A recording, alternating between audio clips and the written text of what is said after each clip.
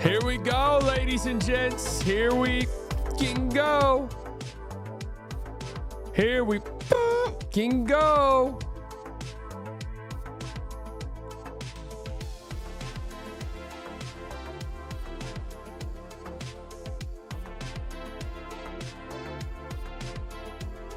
What are we feeling?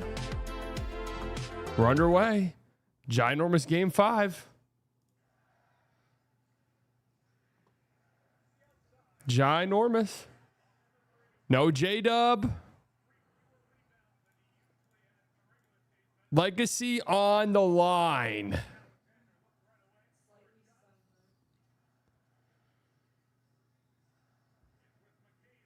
Jared McCain.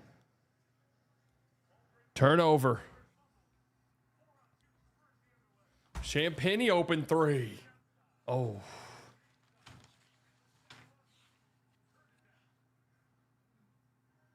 Good defense. Good recovery by the Spurs there. Or by the Thunder, sorry. Castle, another turnover. Yeah, I mean, with no...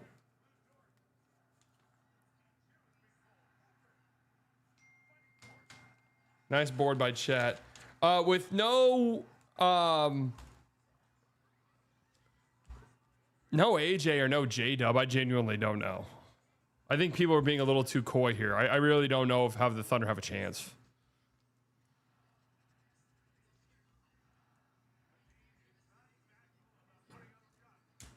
There's just so little creation.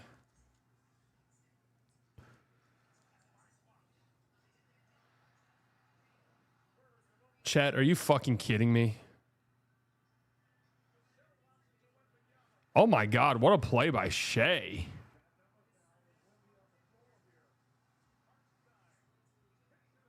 That's your fast break with Wimby on the floor is a lug dork contested corner 3. Dude, I can't wait for Lug. If I'm a Thunder fan, bro, I cannot wait for Lug to be the fuck off this team. He is terrible. Genuinely, Lug is so bad. I'm just counting down the seconds until he is off of the team. He's so terrible.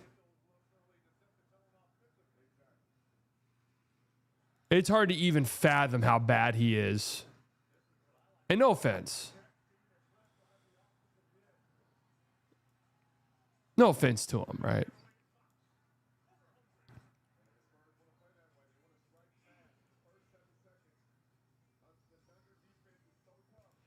Slightly sun-kissed. That's right.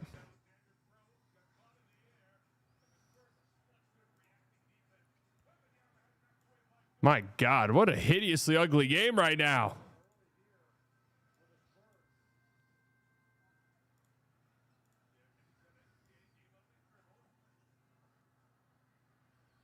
There is like no pace. The pace of this game is insane.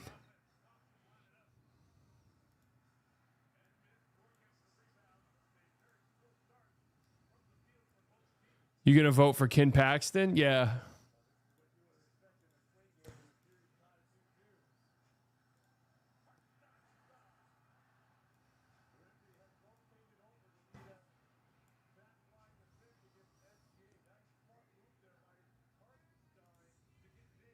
I'm telling you guys, I'd be a little bit surprised if the Spurs do not win this series at this point in time.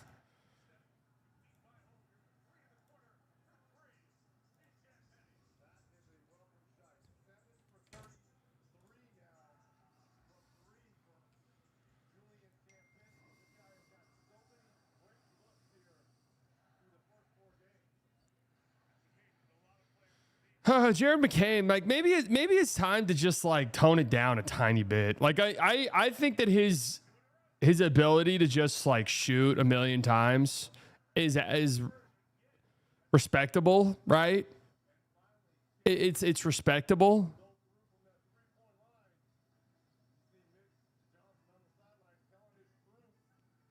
That sometimes you just need that, but like it's like, dude, tone it fucking down. He's already gone at Wimby 3 times tonight. It hasn't worked a singular time. Like, dude, it's cool to have that, you know, fearlessness, but like tone it fucking down a few pegs, man. I know he's the only guy who can dribble, but like, let's try to dribble into better shots.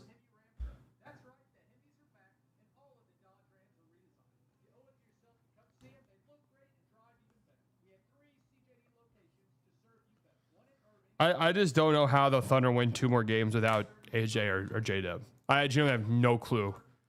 Right? You've got Lug shooting 2. I mean, you get a fast break opportunity with Wemby on the other end of the floor. 5-on-4, Wemby's on the other end of the floor, and your shot is Lug Dork corner contested 3. You know, that's just the stuff where you just go. That's just the stuff where you go, yeah, sure.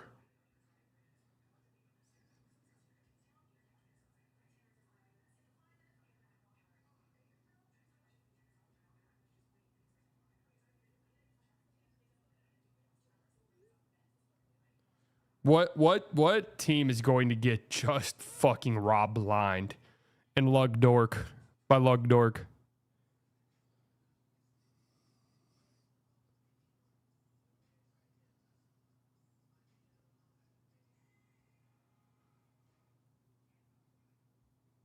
Some team is getting robbed blind in a month or so. I honestly don't think it'll be the Lakers.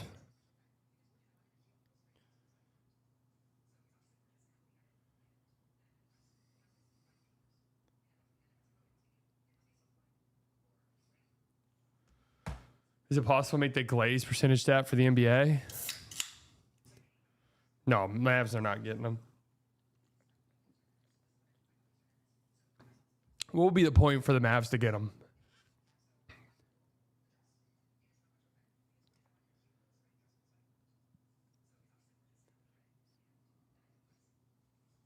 As a Mavs fan, he would foul out every game by half and would get the same whistle. No, he's just terrible. Like, it has nothing to do with getting a whistle, not getting what. He just stinks. He can't shoot anymore. He doesn't do anything off the dribble, and he's lost a step defensively, clearly. He doesn't do anything. He genuinely does nothing. And I mean this with all due respect. He does absolutely zero things. Right? As is the case with the fact that they're just monumentally better when he's not in the game. Why? Because he's not fucking good. He's just bad. We're talking about Lug Dork. How concerned should the Thunder be at 2/3 of their max contract guys are either perpetually injured or shrink in marquee matchups? Well, the J-Dub one, I mean, he literally had a year-long hamstring injury. So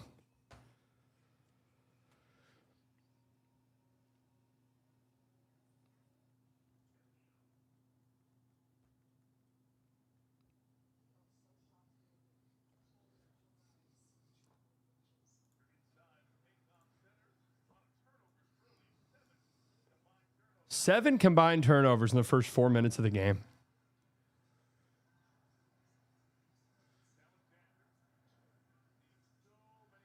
I just don't. Why are they so willing to go down with the? Oh, Shea misses at the rim. Why are they just so willing to go down with the Lug Dork ship?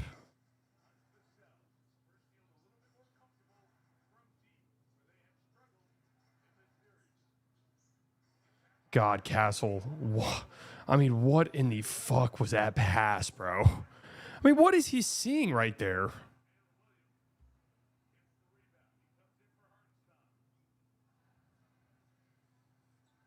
That's just a ridiculous pass.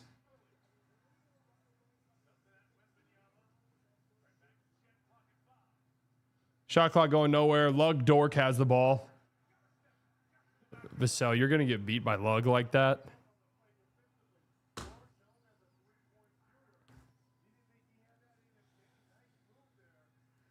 Does he have to? Like, that's what I'm concerned. That's what I'm confused about.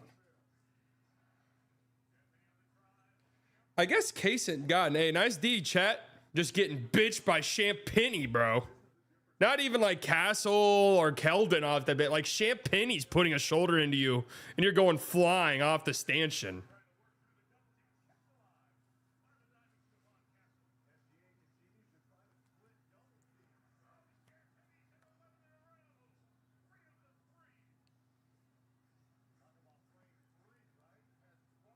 11 points for Champagny. I mean, Chet, dude, like we can't even get. Nice.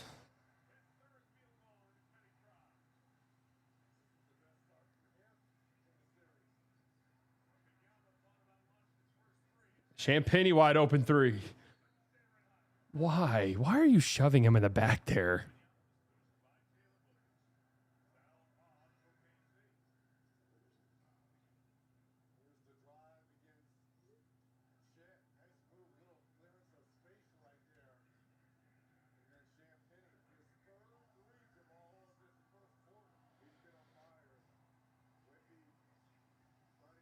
Just don't see a world the Thunder win this series without AJ.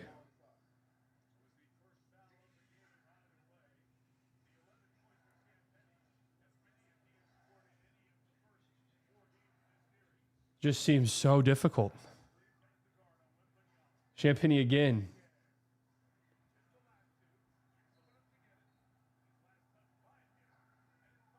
How do you nearly give that up? You still take Chet over Banchero as a first option? I mean, I just don't think Paolo's like a good number one option at all. I'd rather at least just have Chet's defense, I guess.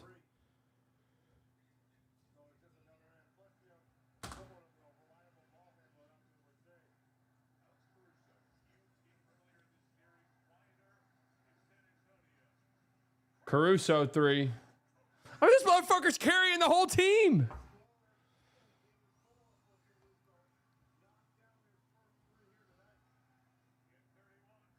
Oh my God, there's no way Castle just.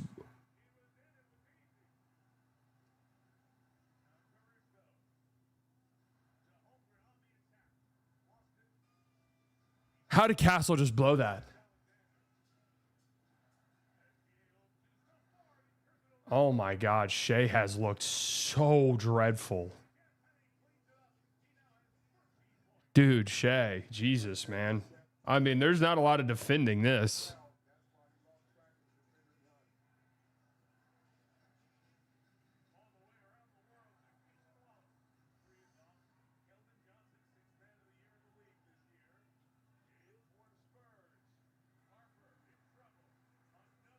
No, that's not Dylan Harper. Why is it like Castle always like why is it earlier Champagny hit a three and the camera went to Castle. Castle was turned over and they said Harper with the turnover. What is this guy's propaganda? What is the Stephon Castle PR machine?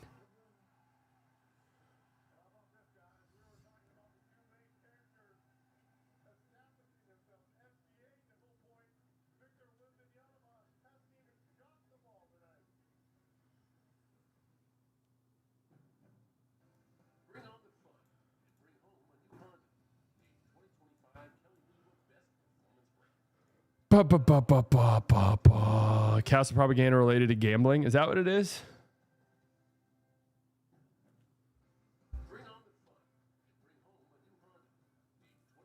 Shea's just trying to do way too much right now, dribbling through double teams and shit. But at the same time, I don't know what. With Lug Dork out there, like I don't know what you're supposed to do. You've got one guy that literally can't do a single thing offensively. Of course, I'm talking about Lug. What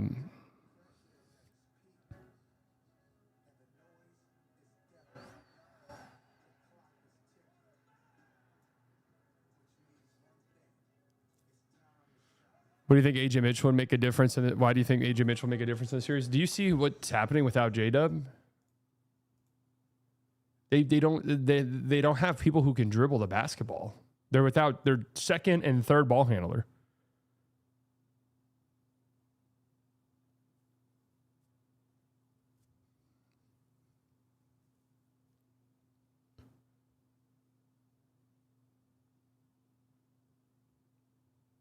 So it's where they came without J-Dub. I mean, it'd be better if they had AJ. Like these two teams are probably closely matched. Yeah, J-Dub without J-Dub over the course of a full 7-game series, like yeah.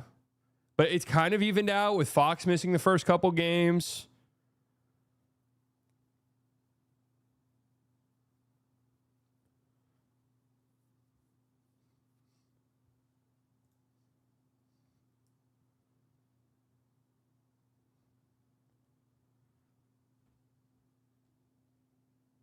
Harper kind of filled the Fox void easily. Yeah.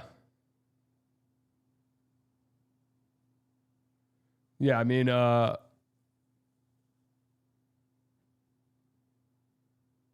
and then Harper was fantastic in game one. But then you really miss Fox in game two when Castle was just turning the ball over 500 fucking times. Harper is a better player than Fox, period. Oh no! If the Thunder lose this series and Shea just continues to play like this, yeah, the slander will be insane.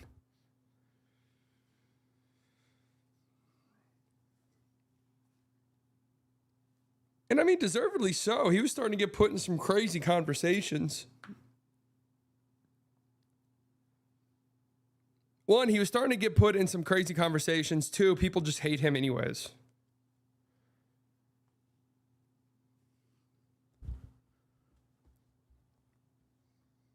This is what comes being MVP or the best player talks. You need to step up in these moments. I'm not blaming Lou Dort over SGA if they lose. What are we talking about? Yeah, I mean, Shea's been horrible in this game. So.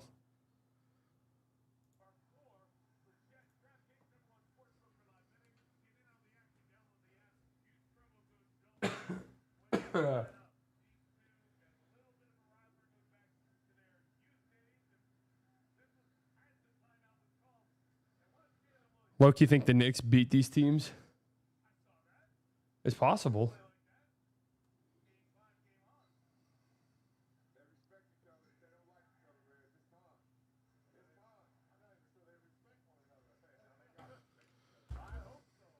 Keldon out here. Here's a good chance.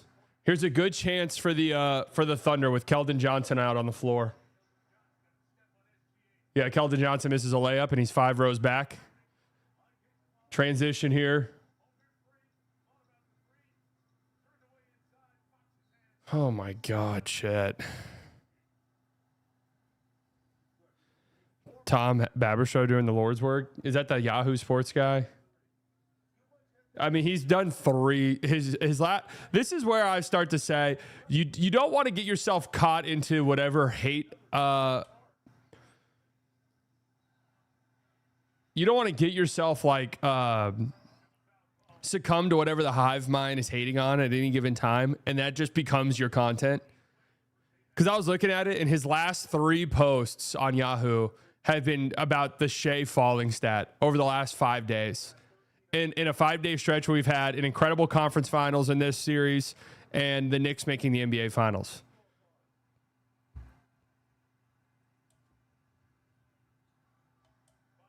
I mean, I don't give a fuck about this stuff the way you guys do. Like, it's what I'm saying. I just think it's slop. I really do.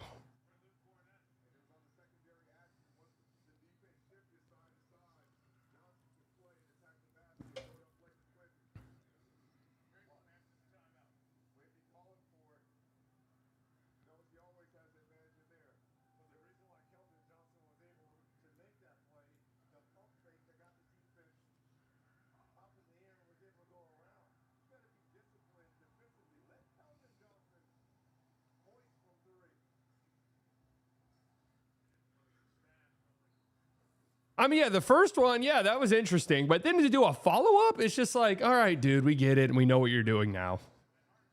And it might not even be him.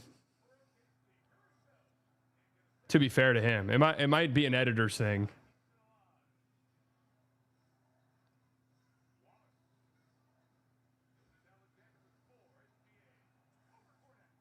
Good God, Shea. Man, at some point, dude. At some point, you got to play like the best player in the world. I mean, at some point, you just have to, right? Like, at some point, you just have to play like it, or else you're going to lose the series.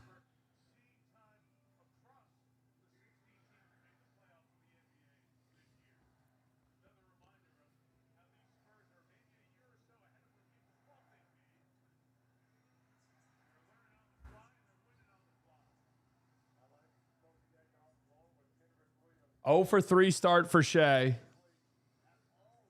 0 for 4. A missed layup. Big answer by Kenrich.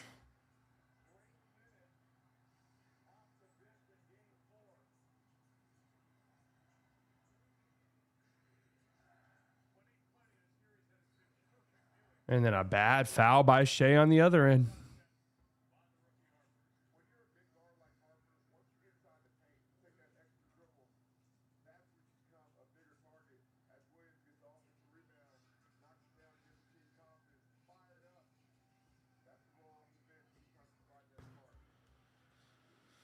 Do you find any of Habershaw's analysis insightful when you strip away the hive mind focus? I usually find him thoughtful. I've never really read anything that he's done.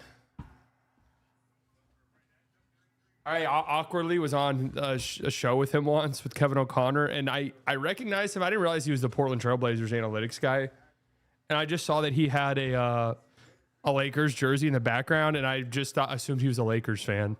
So I was talking to him like he was a Lakers fan over the course of the show. In my defense, I didn't know he was going to be on it until I was going on the show.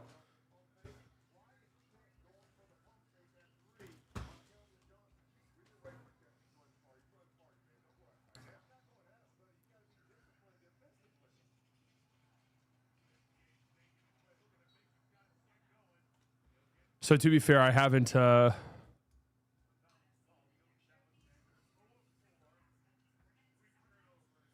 Casey Wallace of Kentucky shot 70% at the rim and only 9% being assisted. Wow. On high volume or no?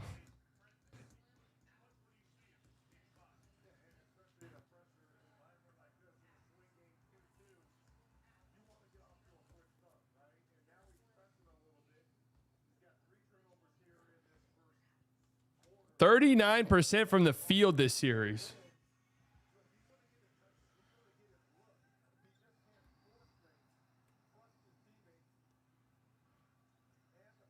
That's crazy.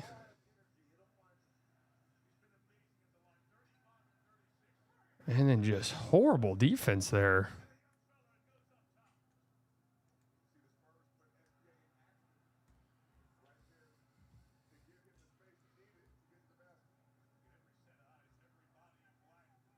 Caruso, Case and Wallace. Look at this defense, man. Look at this defense. Oh, that was a great closeout by Dylan Harper. I honestly don't think he needed that.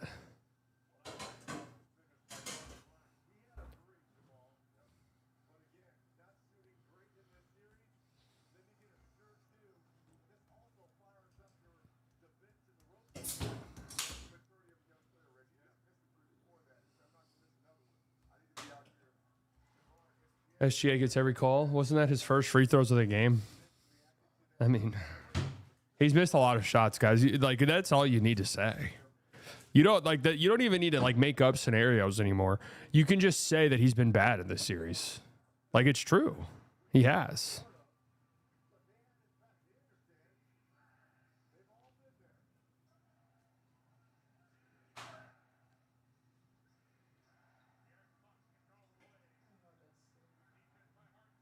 Great D by Hartenstein. Hartenstein's had a good start to this game.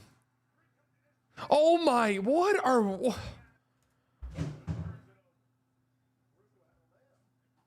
was Caruso thinking right there?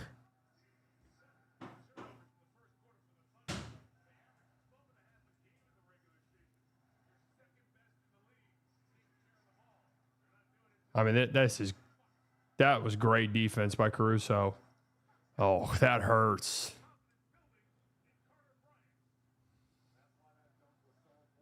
Carter Bryant, 5 points.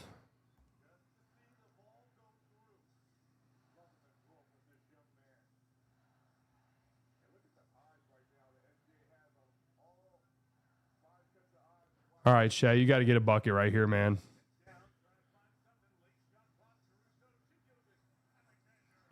That's the one he makes. That was an incredible job by Carter Bryant. Dude, Carter Bryant's going to be a fucking problem. Oh, bad turnover.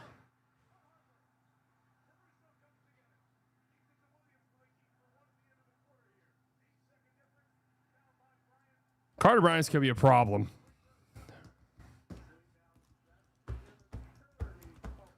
He just moves so well at his size.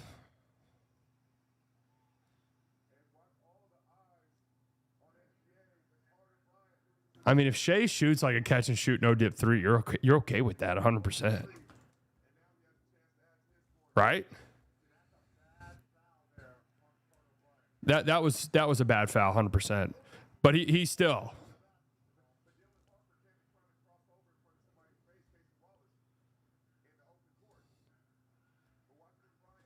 I'm a Carter Bryant believer. Remember in our community mock draft, I took him for the Mavs. We took Cooper Flag 1 and we traded forgot what the trade was. Traded for the 14th overall pick. I forgot who it was for though. We're gonna do that again. That's kind of coming up. That's gonna be soonish.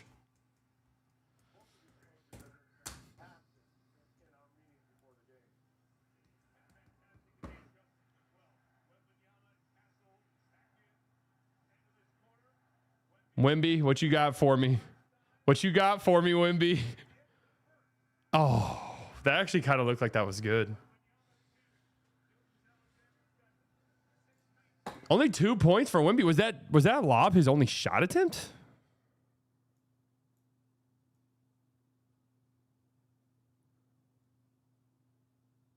Draft 4 weeks from tonight? Really? Wow. God damn, it all comes so quick. I'd feel pretty good if I'm the Spurs. I'd feel pretty good about where we're at currently in this game. I just think I'm watching this, but I just think I don't know where the shot creation is going to come from outside of Shea. Like, I just don't know where it's going to come from. You'll live with a couple of, like, a Kenrich Williams end of shot clock 3. Shea, no dip, end of shot clock 3.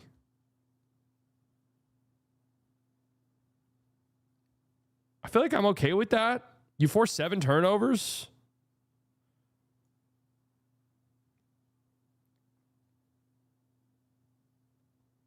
We've literally missed some we've missed some absolute gimme layups.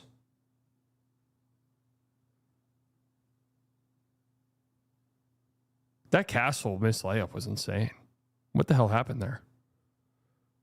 Just can't. But the problem is, if you're going to get over the 20, if you're going to get over the 20 turnover threshold again, which the Spurs are on pace to,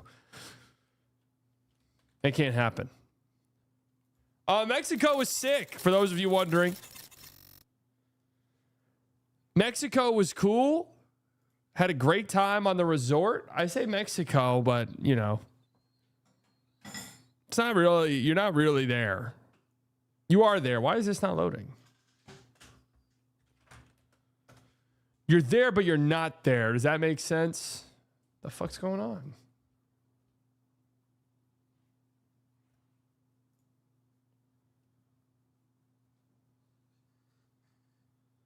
Room service, I wore it out for sure. The room service food was meh. The food itself wasn't the best. I'm just gonna be honest with you. But it's fine though, because you know it's all inclusive and it wasn't bad. I've heard horror stories of it being bad. It wasn't bad. It was perfectly fine. And a couple of things are really good. Now, fortunately, for the wedding, they had one night they had like a taco bar basically where they were making like the street style tacos there. Fucking delicious, incredible stuff. And they had a little like street taco station at breakfast that was also good.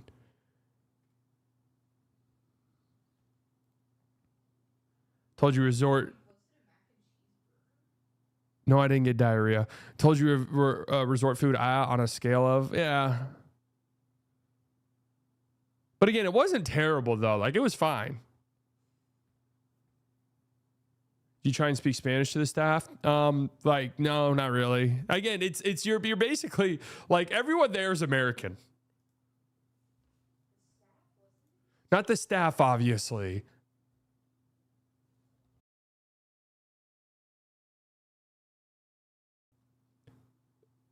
The visitors were all, you know, were you nervous about possibly waking up with a bathtub full of ice with a kidney missing? No. They definitely water down their drinks, which is probably smart. But it was a blast, though. Got to see 2 of my best friends get married.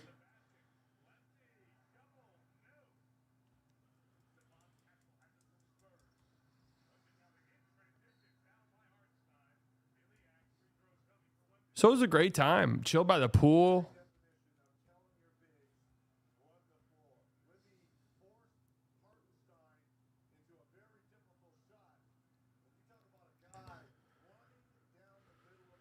I unironically ate a mac and cheese burger at B-Dubs before they removed it from the menu. I mean, you guys give me a lot of shit sometimes. Mac and cheese burger. I mean, what? You know, like that's what's great about a burger is it's so good, but with just the meat and the cheese and the bun. You know, you can add a little things here and there, right? You know, put some mustard or some mayonnaise in there or some tomatoes or some pickles. Like just do a little bit of, you know. No, I would not eat a mac and cheese burger. Absolutely not. Why on earth would I eat a mac and cheese burger?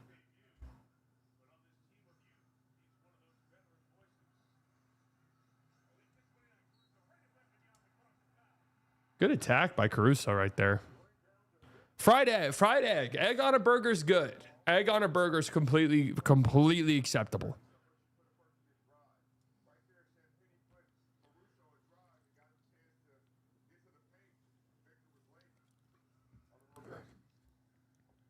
Vegetables don't add much to a burger. Yeah, and even then, I really don't love a tomato on a burger because it just makes the bun very soggy usually.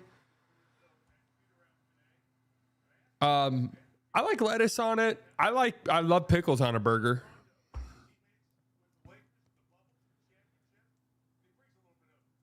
I love pickles on a burger. Onions are an absolute must on a burger.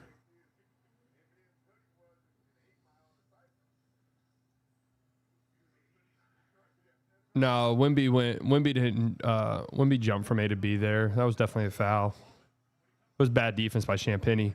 Oh, Caruso with the steal. How did that pass get through?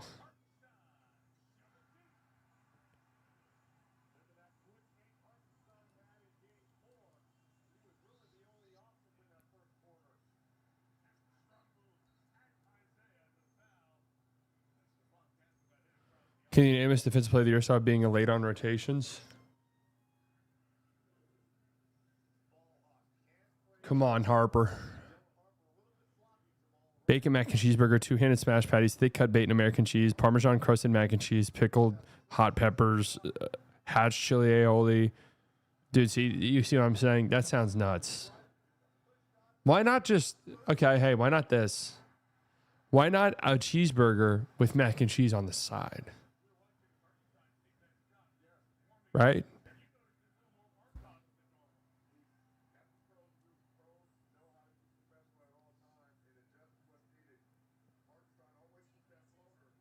You prefer cheeseburgers or just regular burger? No, I like cheese on it. So Fondant Chich, one of two. What about cheeseburger, but you replace the buns with mac and cheese? That's just a hamburger helper, isn't it? Is that literally what hamburger helper is? Oh, wow. That was actually a crazy pass by J. Will. What the hell?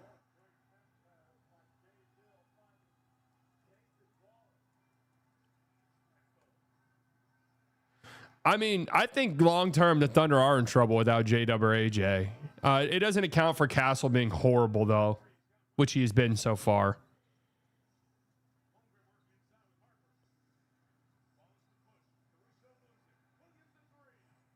And this barrage of threes. But this is pretty classic, slightly biased stuff right here, though.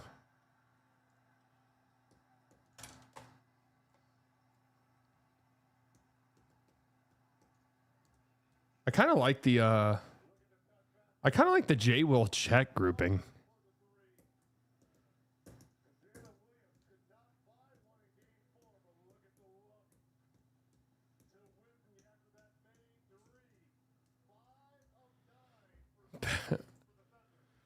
Better without SGA.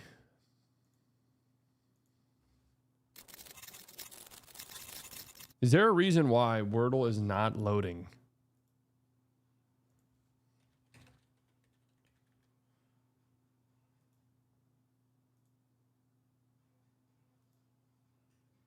Why are none of these working?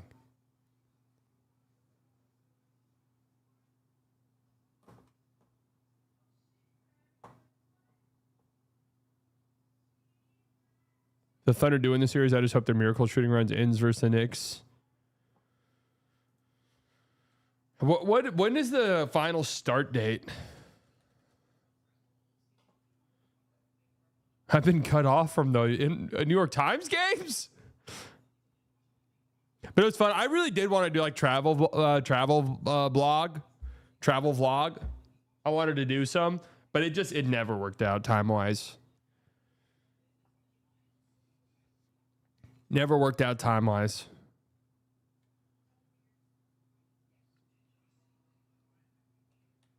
Which of these role players would you take on the Mavs? No Caruso. I mean, any of them besides Lug. I'd happily take any of them but Lug.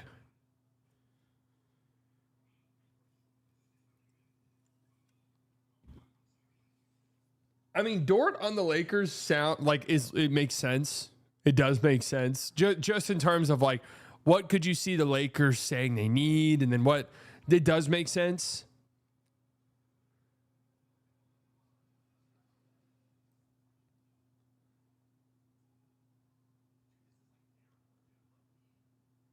But I feel like Dort will have a market in a lot of places, though. Any team that says we need 3 and D, we need this, that, and the third.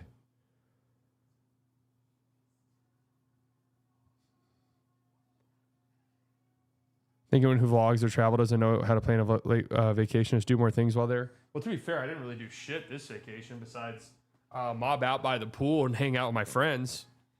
It was like I had a lot of excursions. I guess maybe that's why I wasn't like out doing anything really. I mean, I did travel vlogs whenever I went to London and Paris last year. It is like quick and easy if you got a little microphone just to record for like 30 seconds. You do that, you know what?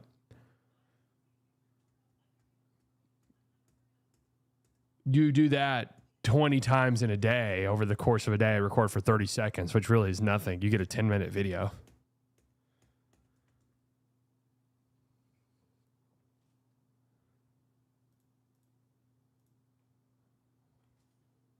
No, trading Lou Dort just makes too much sense. Let's get this shit out the way. Yards per game receiving in this division. Chris Godwin. That's right. Honestly, was unsure about that one because I didn't know if that was the year he broke his leg into 12 different places.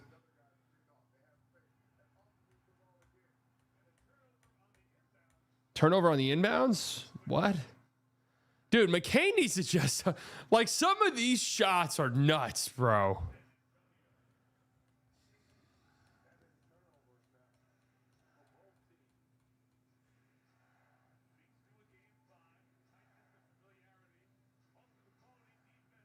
Wemby.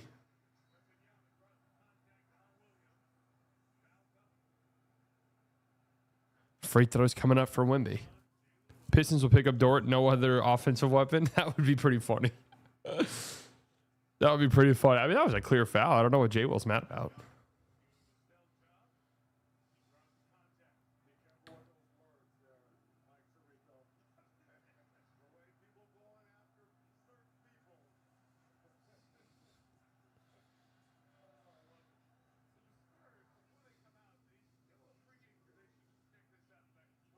What is this?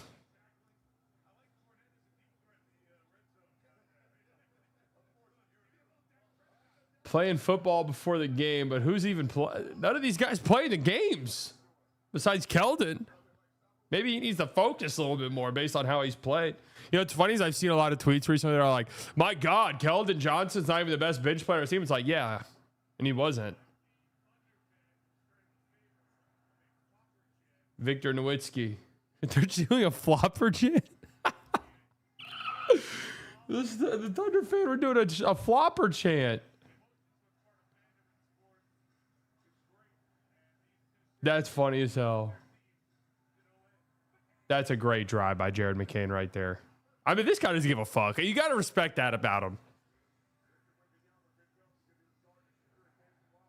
Oh, man. Great defense by Case and Wallace. Champagny again.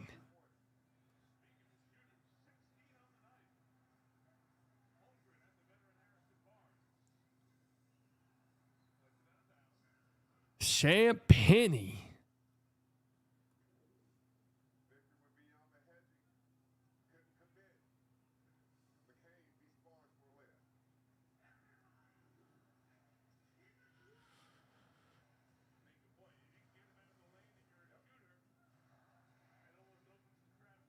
Caruso. Great drive. Yeah. He plays better when you stream the games, I swear. Who does? McCain? I didn't stream, what was that, game 2? Or game 3? You know what's crazy is I have softball Thursday night, so I might potentially miss game 6.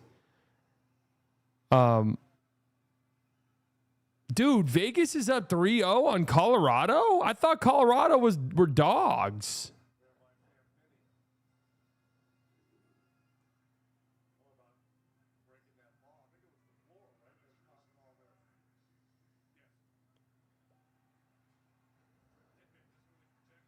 What, they're just getting shit on?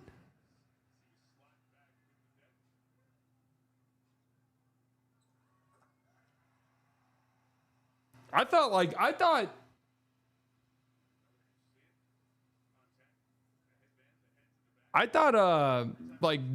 Colorado was just like a historically good team.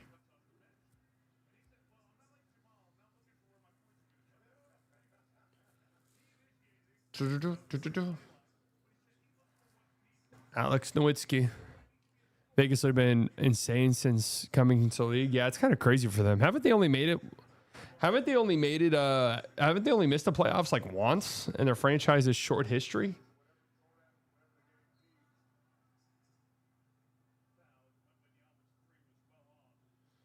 Nico got fleeced by the guy that tied himself to Harden and didn't think Champagnie and McCain were worth anything.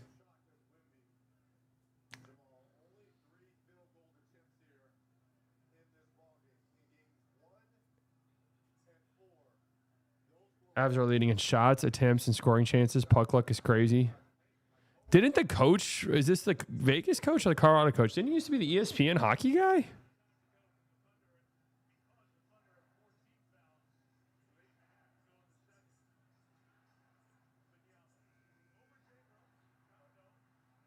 Good job by Jay Will.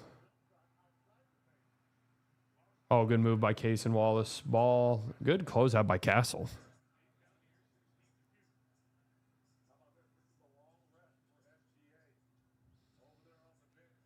Analytically, the Avs. Yeah, true. I mean, when you start hearing about how teams analytically won games, they're fucking done. They're cooked. I mean, I literally remember that when the Mavs were in the conference finals against the Warriors. It was like, actually, their shot quality score. It's like, yeah, well, guess what my eyeballs are telling me? Guess what my eyeballs tell me? They're getting shitted on out there by Kevon Looney. Man. Honest to God, if the Thunder win this series, Alex Caruso seriously might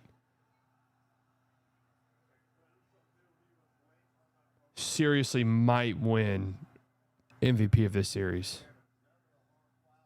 He was. The Knights coach was in the middle of coaching a PWHL team, left the middle of the season, coach Vegas, but he was the ESPN guy, right?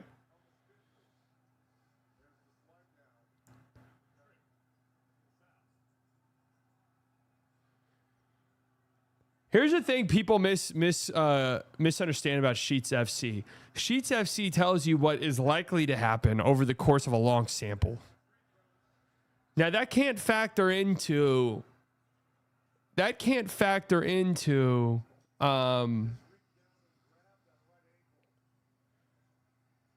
grabbed at their ankle? There's a lot that can happen in one game. There's a lot that can happen in 7 games. Luke is the first person to rejoin Best in the World fan club despite not playing in the offs. No.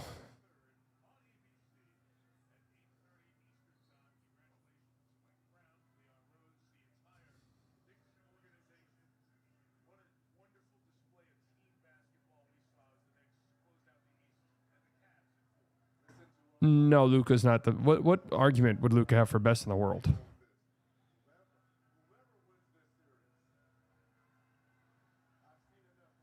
I'm new to chat. What are the offs? Offs are short for playoffs, right? So you just take out the play part and it's just the offs.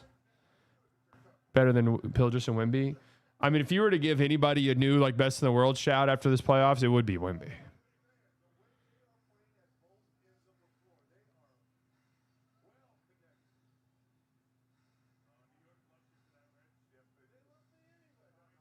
Good defense here by the Spurs. J. Will 3. It's a good look. Oh, Vegas has already scored. I mean, Brunson's not the best player in the world. He's great, though.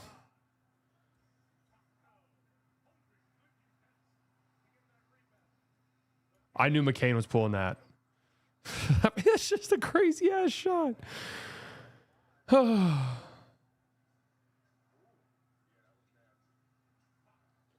Good move by Fox, but great pickup by Chet.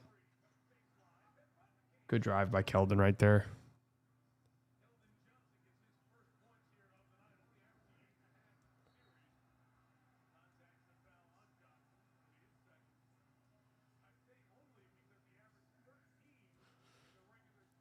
Dude, Castle just annoys me, bro. He annoys me. The constant, like, begging for flopping texts. It's like, dude, watch yourself play for longer than 1 second, dude. Watch yourself play for 1 second.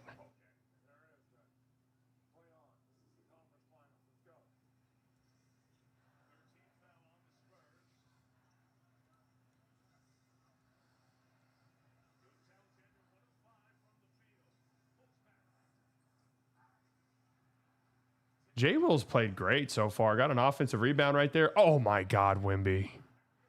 Wimby owns Chet yet again, and Stephon Castle can't dribble a basketball, but fortunately it lands right in Devin Vassell's arms. That really shouldn't be a foul. Castle stinks. Castle stinks. Did you miss us while you were in Cancun? Nice, Dan. I did, yeah. Oh, Caruso's ankle twisted. Oh, that ain't good.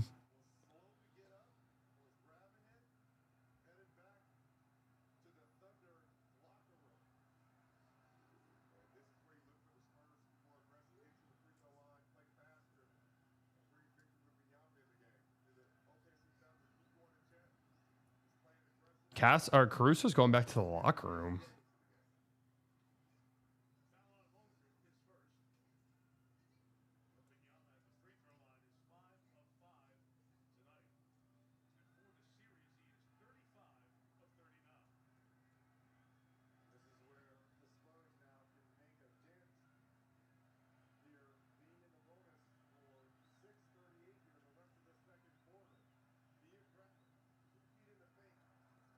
Victor Nowitzki.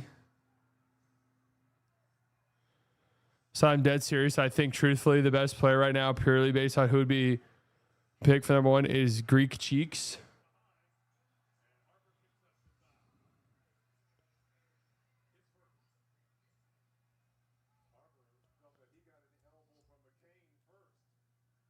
I feel like I've seen Greek Cheeks. I'm assuming he's Giannis.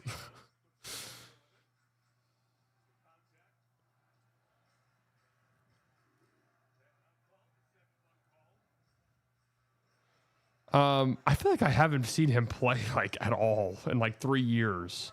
Shea is just getting absolutely clamped, man. And then a horrible frustration foul by Shea. It's a take foul. Shea's been horrible, man.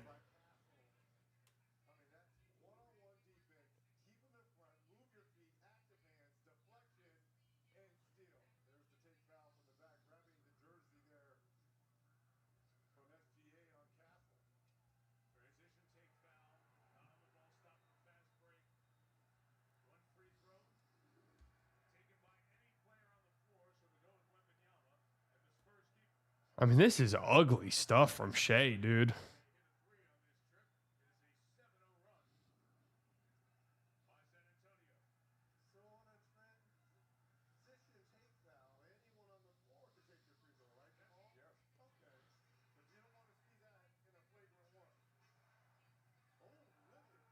Keldon just sends Chet into the 7th room.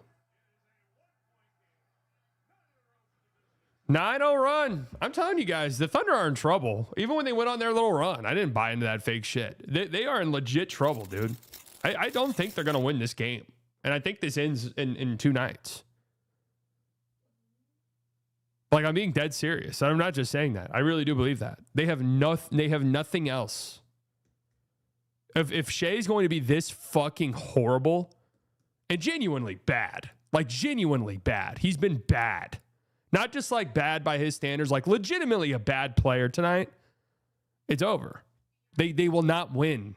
They seriously cannot win.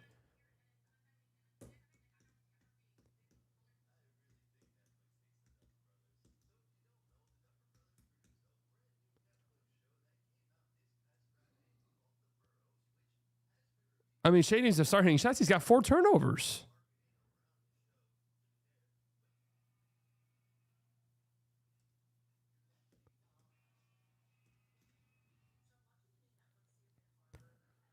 Not drafted in the first round.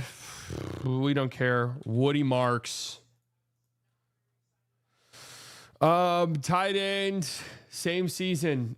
Travis Kelce, 2022. Not drafted in first round. Tyler Lockett.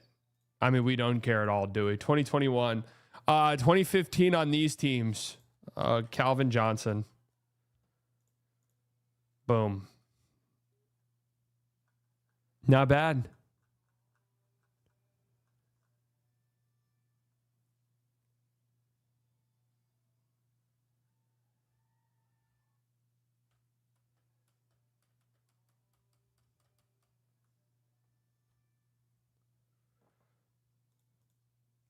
Not bad. MLB, war. First base, war. My God, who's even playing first base for these teams? Who's even playing first for the Rangers over this stretch? Is this going to be a Gallo year? Sneaky Gallo? Joey Gallo had a couple pretty high WAR seasons. Fuck. Oh, Matt Olson.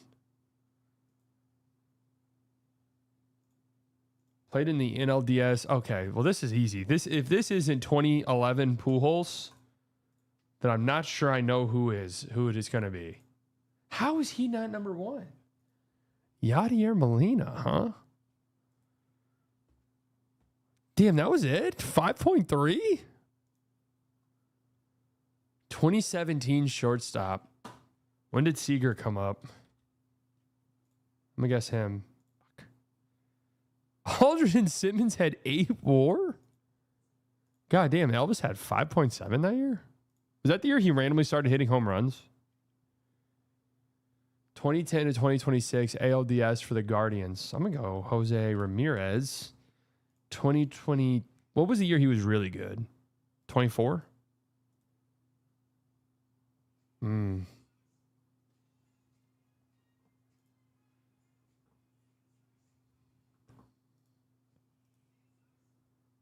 Second base on these teams. Philly second baseman. Brave second baseman. Nothing's popping into that brain. When did Ozzy Albies come up? It might be him. He was really good early on, right? We'll go 18 Ozzy Albies. All right. Honestly, not bad. 40% seems harsh.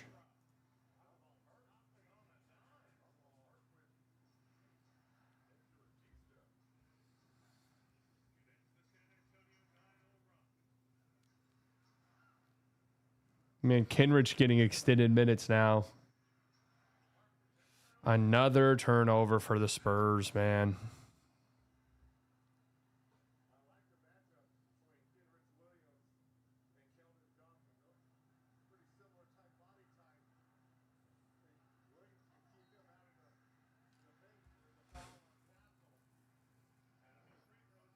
Just a dumbass foul right there.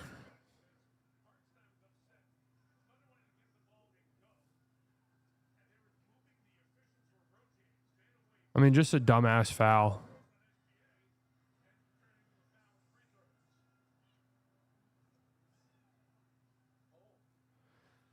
That was a nasty ass move by Shea right there.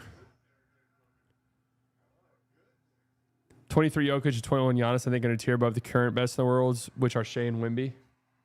I mean, yeah, 21 Giannis is crazy. Giannis still is absolutely one of the best players on the planet. He's starting to get to that point where he just does not play much. How many games did he end up playing this year? Like 40? Does that even sound right?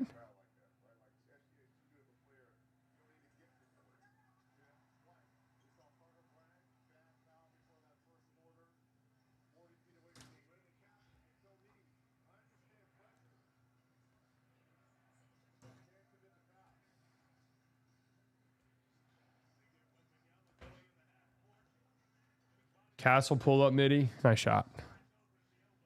Less than 30? Yeah, I mean, 23 Jokic, yeah.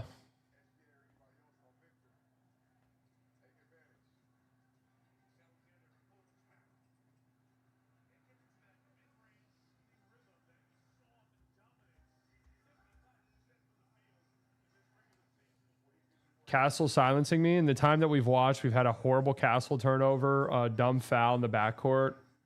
He did have a nice midi, though. Nearly turnover right here. And a horrible possession. That was made horrible by a god-awful Castle pass. That won't count as a turnover for him. But he has like 4 of those a game. He has like 4 of those a game.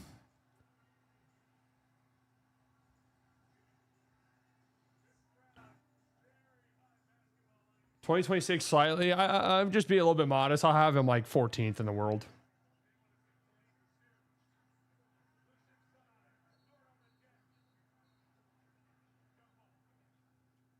Dorton Harper? Was Keldon not the one who had that? 14th fattest? No. Well, it depends on what the category is. Is there any Laura Siley's beef with Castle? Wait. Was anyone even touching that?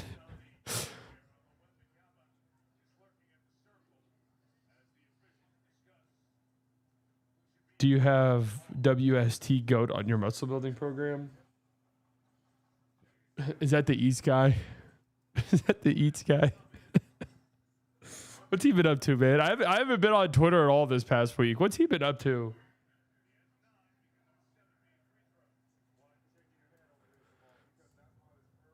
I don't hate Castle. I want to be very clear about that. I think is the only thing I have against Castle, which I don't even have against him really, is I think his PR is a little much. I think he's good.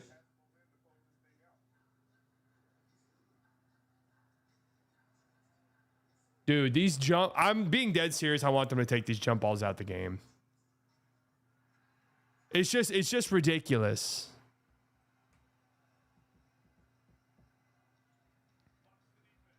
No, I'm not even like a Sheets FC beef with Castle. Because that's doing too much. Like, I'll acknowledge Castle's a good player. Sheets FC is just like, no, actually, he still sucks. They just can't accept that loss. Has De'Aaron, big hit by Dylan Harper right there. Has De'Aaron Fox taken a shot in this game?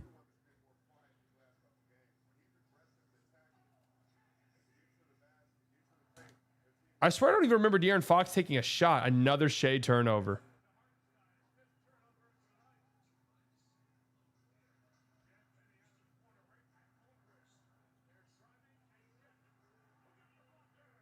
How do the Thunder not have the ball? How do the Thunder not end up with the ball there?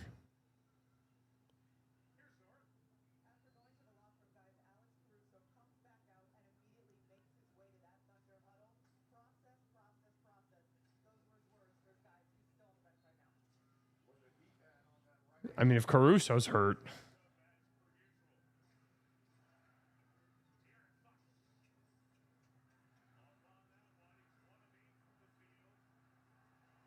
Cornet on the ground. Here come the Thunder.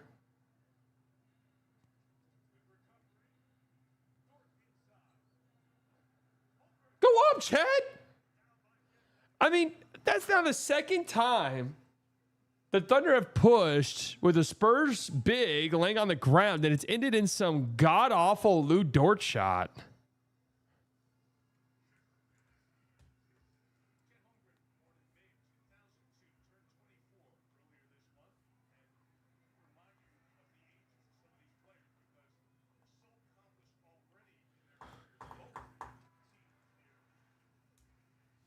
So, have you watched the Mandalorian movie? No, I actually have. I mean, obviously the reviews were terrible, but I've seen just from the general audience / fan reception that it's just a fun movie. It's not like groundbreaking. It's not groundbreaking. It's not like setting a new bar or anything like that, but it's just fine. It's just cute. I basically have already seen Obsession with all the clips I've seen online of it, so I basically have already seen the whole movie.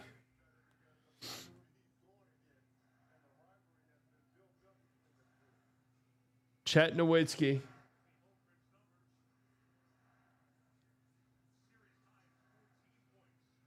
Champagne's had such a great game. Vassell. Good contest by Lug right there.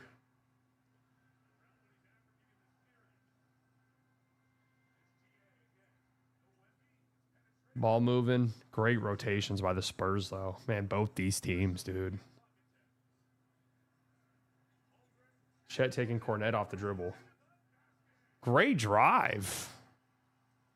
There you go, Chet. That ain't happening versus Victor, Reggie. That ain't happening versus Wimby. There's a reason he did it against Cornet.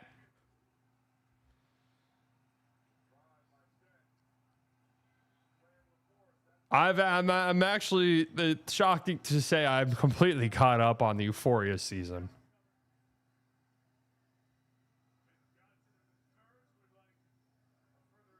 Challenge.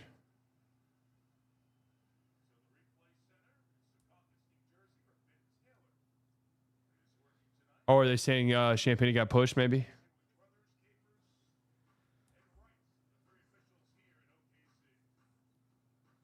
No, I'm like just along for the ride on Euphoria. I actually thought season 1 Euphoria was like pretty good. It was like a really like kind of interesting. I was rewatching Revenge of the Sith, and bro, how is Obi-Wan struggling versus General Grievous, yet he's able to fight with Darth Vader? I mean, General Grievous was the best. The lore of General Grievous is he was the best of his entire people of warriors. General Grievous, what are they called? The Geonosians, or what's General Grievous called? His kind. He's literally his whole entire people are warriors, and he's the best of them. He is the main warrior of a whole entire group of warriors. A whole entire people of warriors. He's the best one. He literally, the reason he has all of those lightsabers is because those are Jedi that he's killed.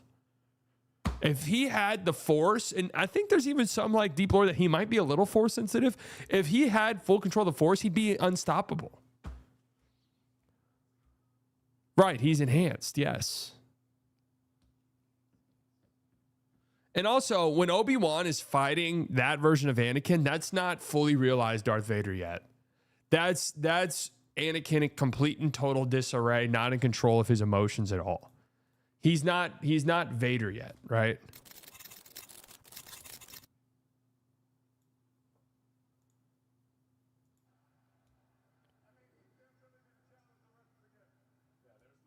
Oh yeah, Chet definitely pushed him a little bit. No, he was pushed a little bit there.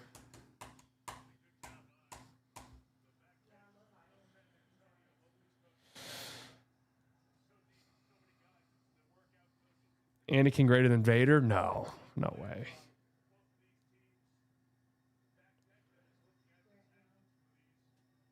So where are we at with that? Who was technically the chosen one? It was for originally it was like, oh, Anakin was the chosen one. I guess he did end up being the chosen one, right? Because in the OG trilogy, he did bring balance to the Force by killing Palpatine. Now, of course, they shit all over that by bringing back Palpatine.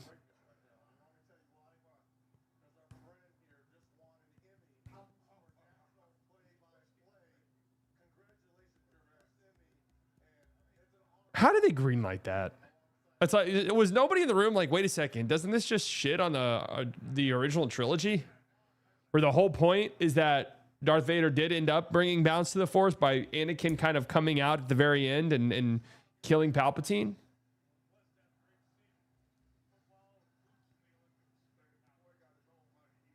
This fucking guy, Caruso, man.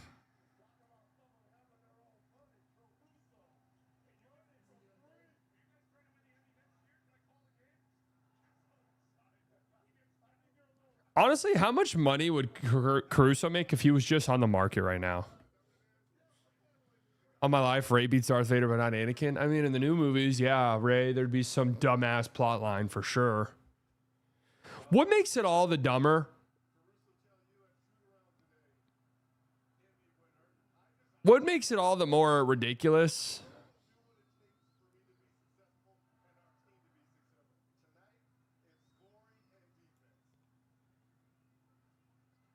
Is like,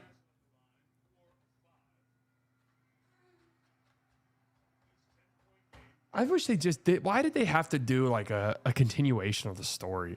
You know, I don't mind that. I don't mind getting behind the like, this person was just born really powerful and they don't need that much training because that's how strong they are.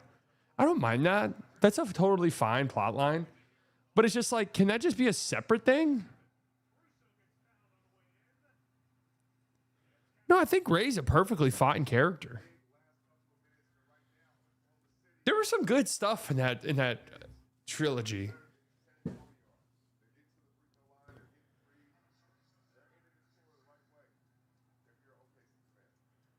There's a good rise and fall of Bad Robot that explains all. J.J. Abrams bringing back Palpatine. What was it?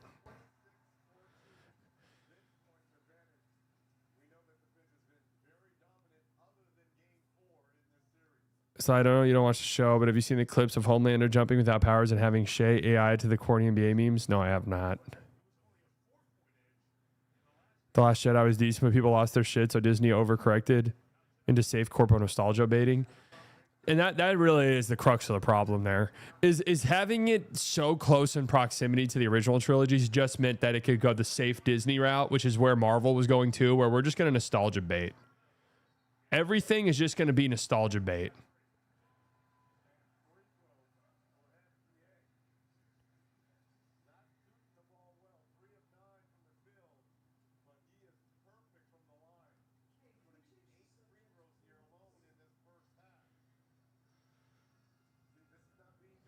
That's just a dumbass foul, man. What are the Spurs? Some of these Spurs fouls, it's just like,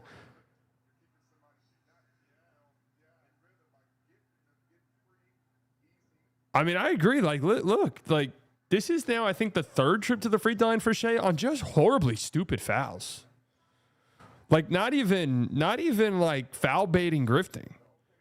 That's now 3 times in this game, at least out the top of my head, that there's just been a silly, nonsensical foul by the Spurs.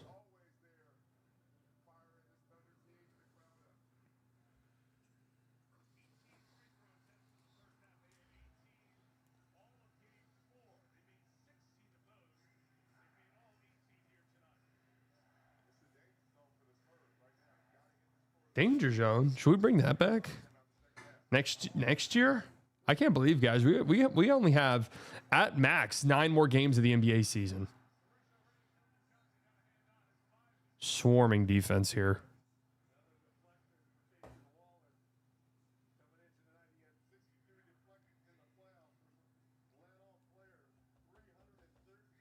At most 9 more games in this season, including tonight.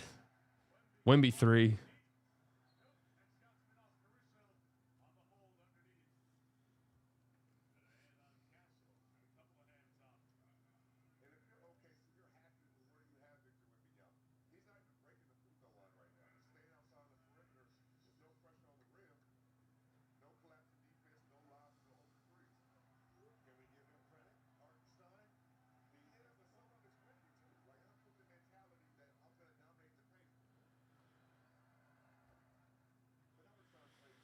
The Chud 4 all getting traded. Who's the Chud 4? Oh, yeah. 10 games tonight. You're right. For some reason in my mind, this was game 6. Who's the Chud for? PJ Gafford, Najee Christie. All right. All right. Christie's not getting traded. I'd be shocked.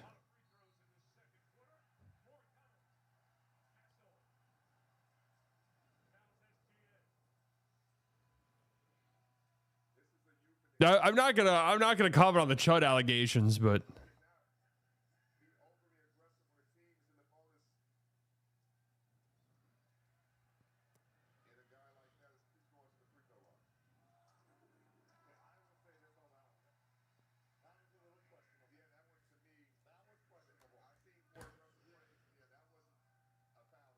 no, I mean that was a foul. I don't know why the broadcast team's doing this to get in good favor with the drones on the internet. That was 100% a foul.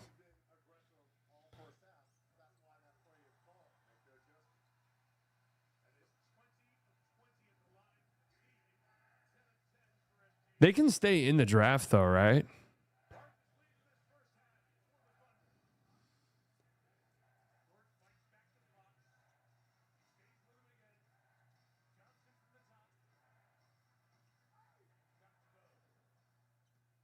Tough layup there by Keldon.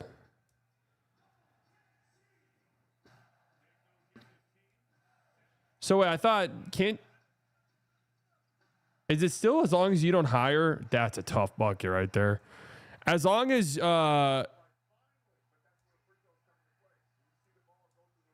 don't hire an agent, I thought you were good? Or is that just is it just different now?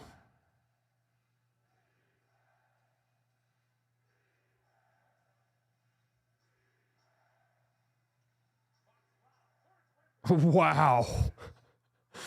That was honestly great help by Shea on that lob. I don't know what the hell you're supposed to do right there. McCain, 11-point game at the half.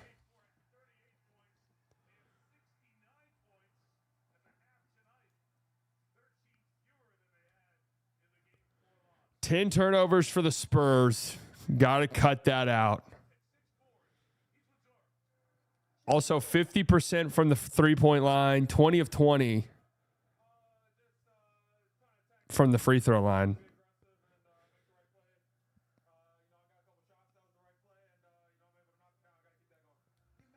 I honestly thought Chet had a pretty good half.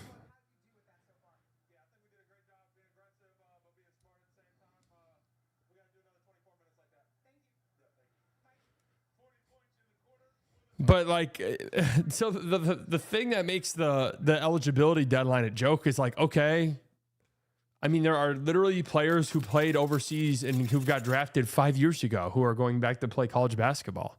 So like, does it mean fucking anything? NBA Eastern Conference, under 15 points per game in their career. Who had a crazy one-off scoring season?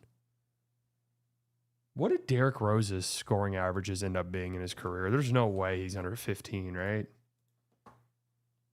There's no way that's even possible.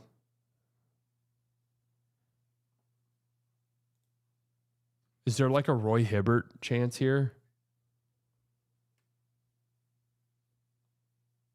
I'd assume Cam Thomas is over 15 points a game.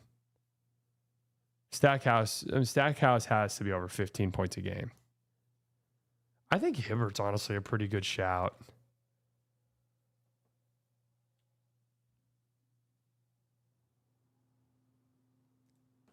So do you think you could hack squat more than me? I don't really hack squat much, but yeah, for sure. For sure. 0th percentile. Fuck. Oh, wait, what? Okay, maybe I just, in my brain, averaging 15 points a game didn't compute. I would not have guessed Mikal Bridges was under 15 points a game. 0th is nuts, bro.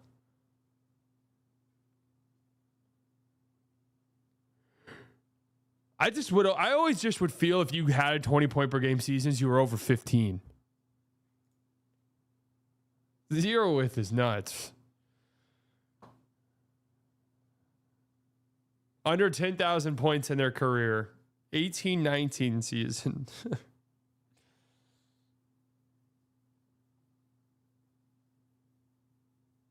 Okay, we could go with like a rookie who's maybe been hurt or a young player who's maybe been hurt. 18-19. What was rookie Sexton? Oladipo's had to have scored. Okay, I'll guess Oladipo, but I'm guaranteeing you, and this wasn't even the Oladipo year, by the way.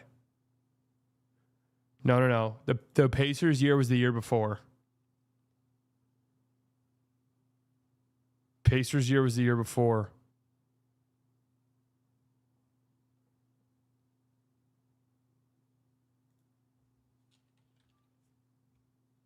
And he definitely has over 15. Oh, all right. I mean, wow, Lowry hasn't hit that mark. 10,000. I just in my brain did quick math. If you average 20 points per game and play 80 games, that's 1,600 points. So okay, that does make sense. Colin Sexton was gonna be who I like kind of got to. Okay, so under 10,000 career points, same season. I mean, Trey's clearly over 10,000 career points, right? Clearly over.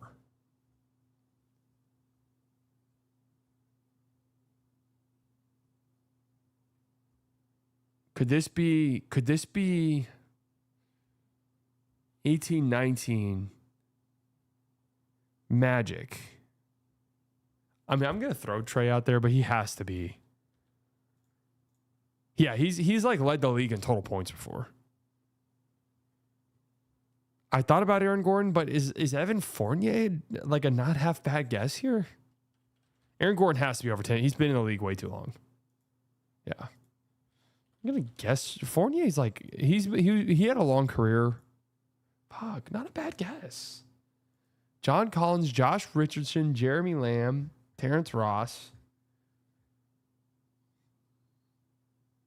Okay. All right, same thing.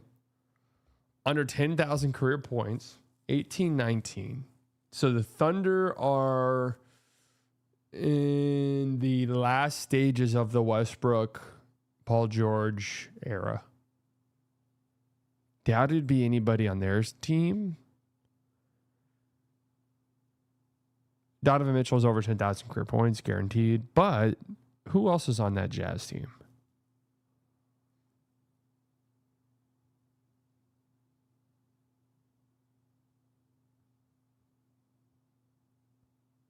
Trae Young's only at 10,000? Okay, that actually is interesting. Trae Young only being at 10,000 might open the door for some other possibilities.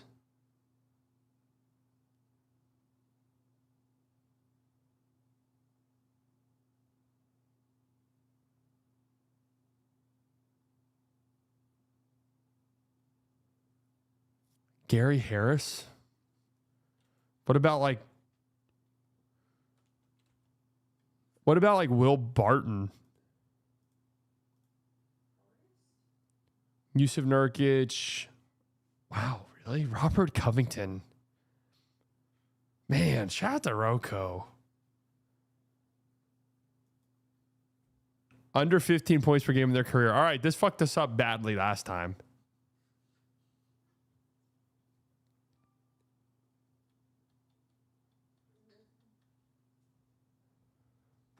This one fucked us up. Western Conference, under 15 points per game in their career.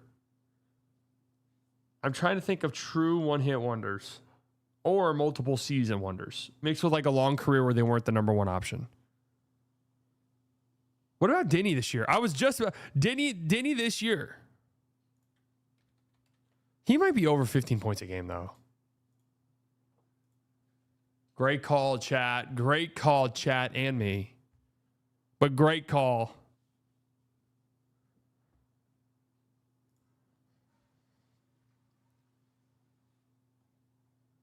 Not bad.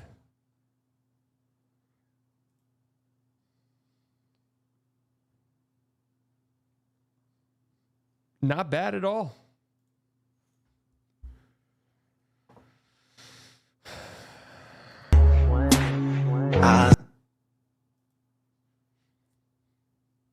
Same city, same friends. If you're looking for me, same city, same friends. Okay, this isn't even believable. This isn't even believable. Oh, he posts other content.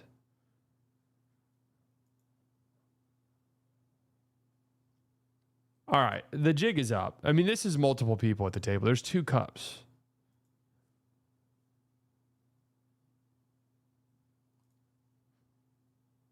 This is for multiple people.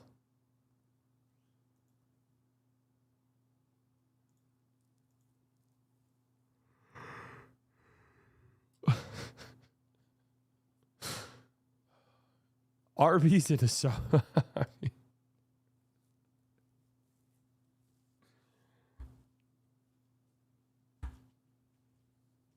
This is one of the most ridiculous ones I've seen, bro.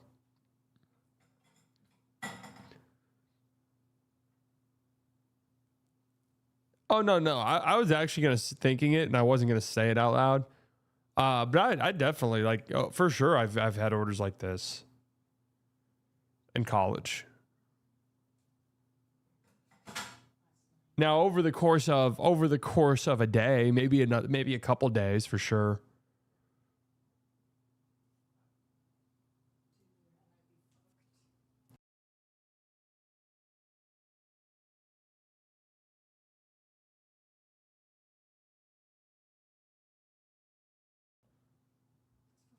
No, it's not in my fridge. My fridge actually is pretty barren. Just what are some things you think you can do to help get Chet a little bit more involved offensively? Yeah,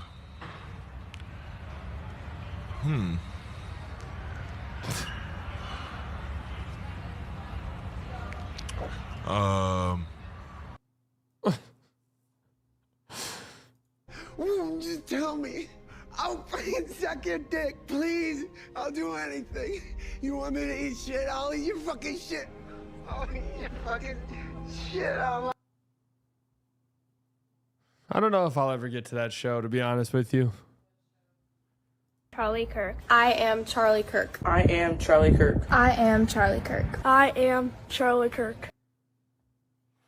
What is this even in response? Like, what is even this in response to?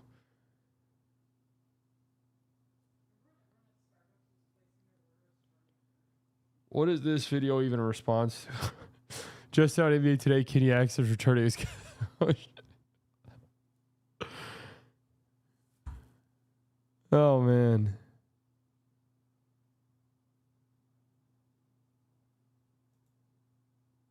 What the fuck even is this video, by the way? I am Charlie Kirk. Dude, honest to God, man.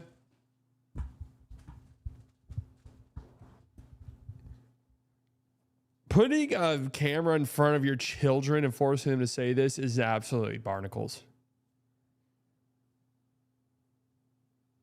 How can anyone see this and think this is normal? I am Charlie. This kid is 6 years old. This is a 6-year-old child, bro. Kirk. I am Charlie Kirk. I am Charlie Kirk. I am Charlie Kirk. Beat shebang. Manish on the beat shebang. All of my ops, they're dead. Why do they gas me up? Where does it go? My head? This nigga stop! We're not laughing. We're not laughing. We're not laughing.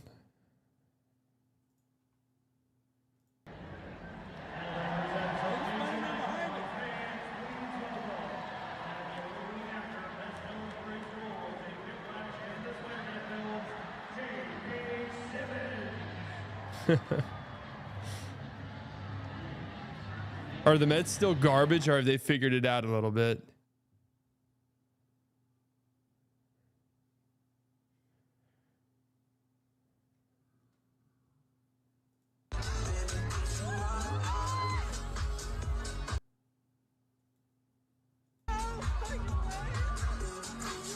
Seahawks for Game 5 in the O. What? Wait, who even is that? The O. What's that? The O is in the O is in Oklahoma?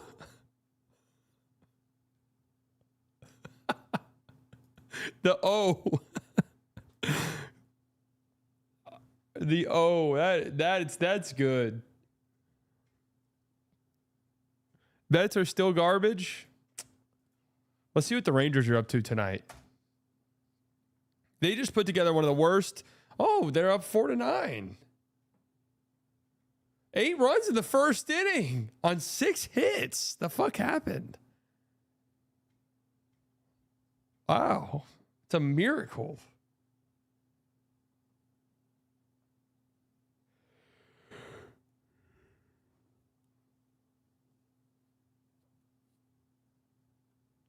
It's an absolute miracle.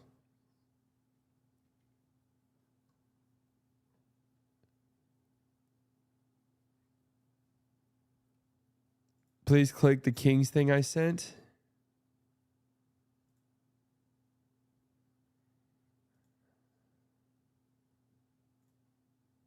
I'm not trying to pour salt in the wound, but the Kings provided the Knicks with their finals coach, the Spurs with their second star after providing the Pacers with their final stars last year, after providing the Nuggets with their finals coach in 23. Get out with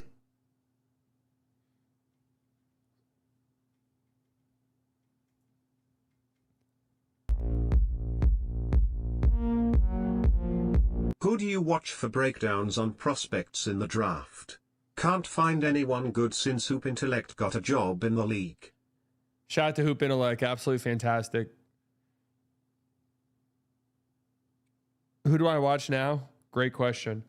I watch my spreadsheet crunch the numbers. That's who I watch now. I watch my spreadsheet start crunching numbers. And that tells me all I need to know.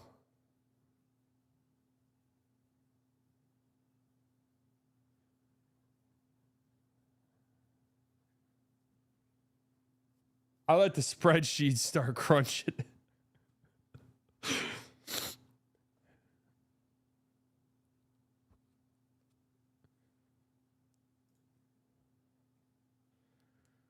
The Slightly model is on its way. Slightly model 2.0 was getting worked on literally right this second, actually. It's running in the background. Path to the pick, Mavs draft preview. The hell? Oh no. Oh God, no. They're going on the podcast and talking about this?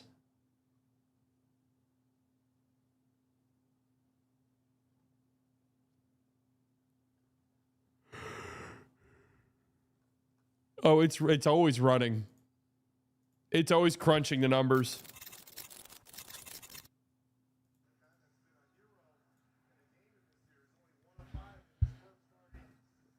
Please, God, no.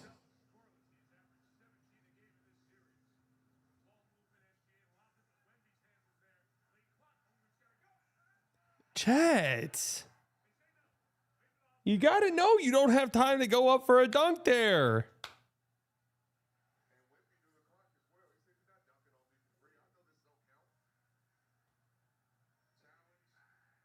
He did kind of dunk on him, though.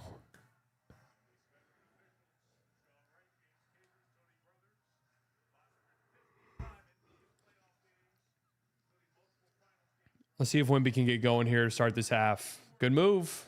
Oh. Good job by Hartenstein there.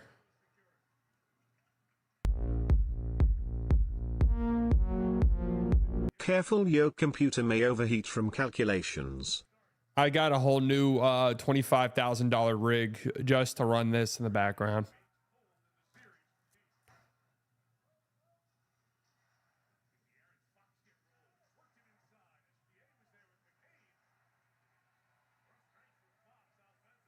Does Fox have a point? 2 points. Nice play by Wemby right there, but great crash by Lug. Lug's playing pretty well.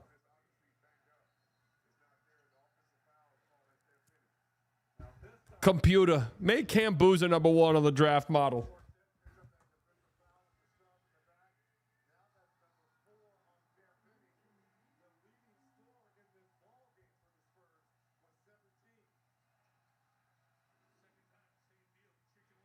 Computer.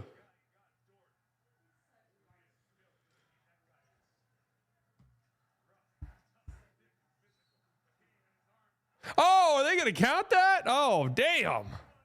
Jared McCain.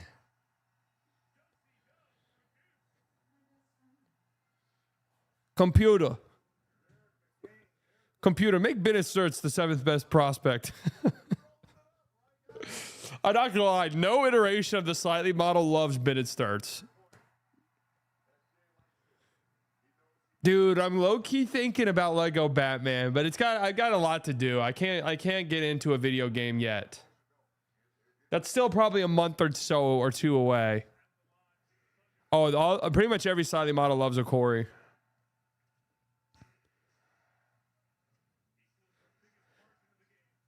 It has starts like in the 15 range always.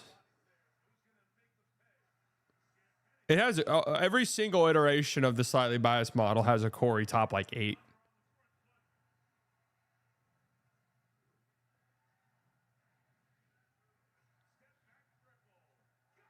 Uh-oh. Shea step back 3. It's an 18-point game. Oblivion remake or Baldur's Gate 3. We should try to do maybe a newer game if we stream a game this year. Like, what about the 007 game? Is it good? It kind of looks interesting.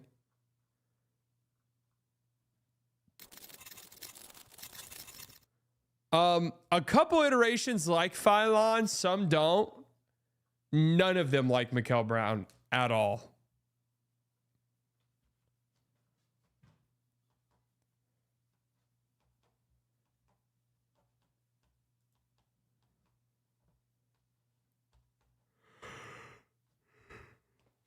Your chart is your yearly reminder of why trading down a higher pick for multiple lower picks in the NBA draft is, for the most part, bad process. Sure, there are small trends where certain lower pick outpaces the return on a higher pick, but most of the logos are on the left for a reason. Quality is far more important in the NBA than quantity. So here's the thing with this. That I would say it varies greatly, is it depends on the draft class. It depends on the draft class, right?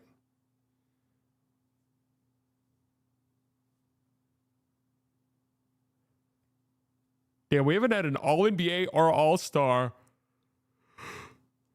Wait, is this right? We haven't had an All-NBA or All-Star second round or undrafted player since 2018.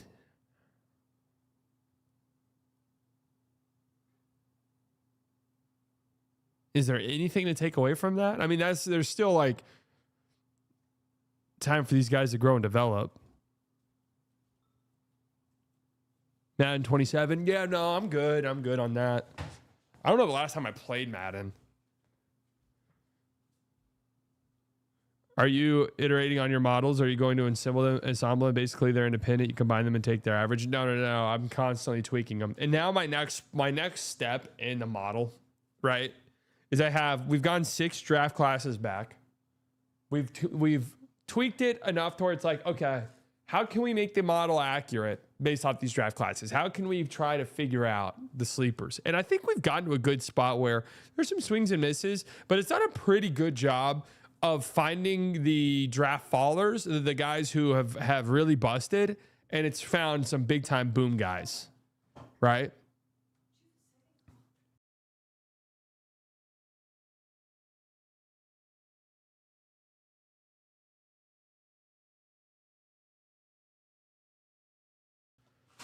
Does your model like Burries or Wagler better? It doesn't. You're overfitting on test data set. No, I'm trying not to do that.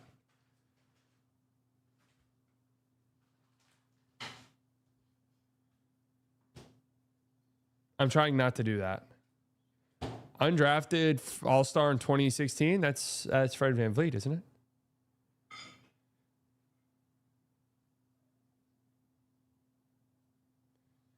No, of course I don't know how to fucking do that.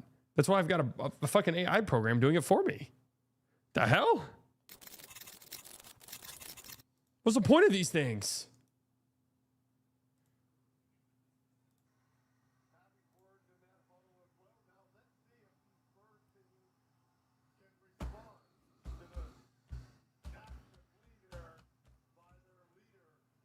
But now the next step is feeding it current NBA players' stats this season and trying to figure out what works in the NBA right now and who oh God, a turnover out of a timeout.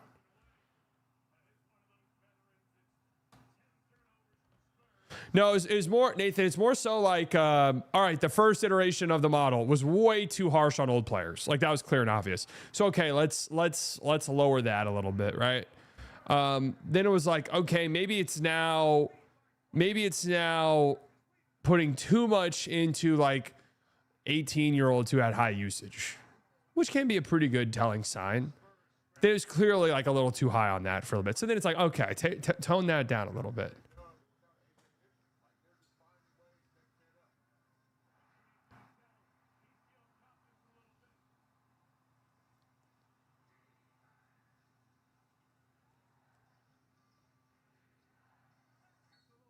Oh my God. Wimby's. No, the model does work on archetypes. That was the whole thing. Is it puts players into archetypes based off of their stat profile, and then from there figures out how good they can be. So the thing with that foul right there that's interesting is they'll always call it an and one if the guy like tips it in. But I've always had a problem with that foul because I think that should almost always be a shooting foul. If a guy's going up for a lob and gets shoved midair, I think that should always be a shooting foul. But they really only ever call it if the guy tips it in. Otherwise, they don't call it ever.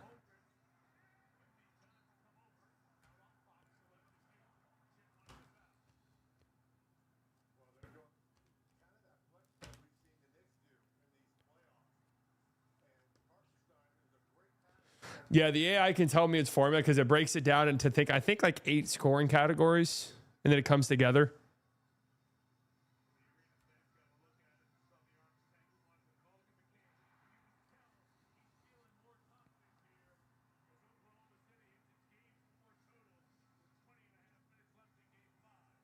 Like I said, I don't want to.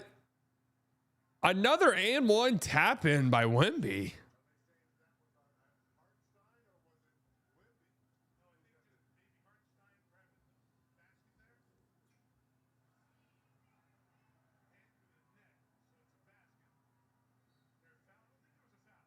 Oh, no foul. Oh. Oh, yeah.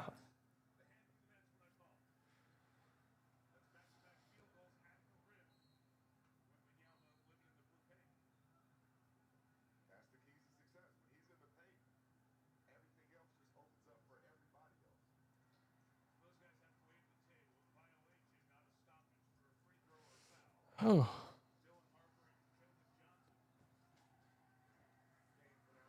Thoughts on Burries? I'm not very high on him, but models do like him quite a bit. My issue is he has the offensive profile of a wing by being a guard on defense.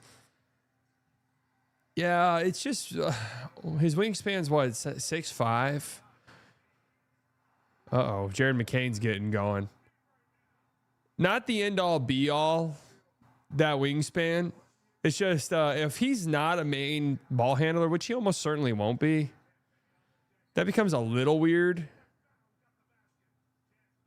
Champagne's had a great game.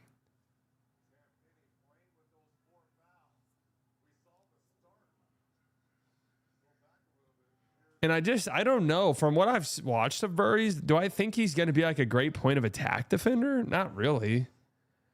I don't think Burries is going to be a guy you just set on other teams' best players and forget it. So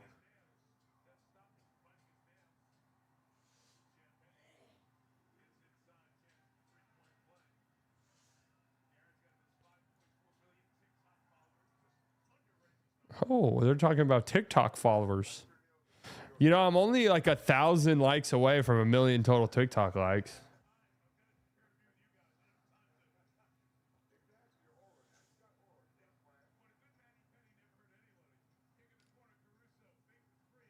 Imagine going up for a 3 and seeing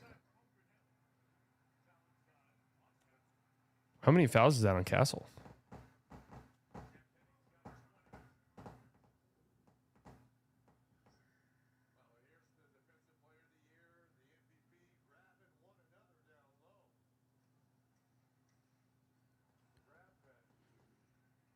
Are we really like highlighting the boxing out grabbing? Great closeout by Vassell there. Chet, where are we going? Oh my God. I need to wash my eyes out with bleach after seeing that.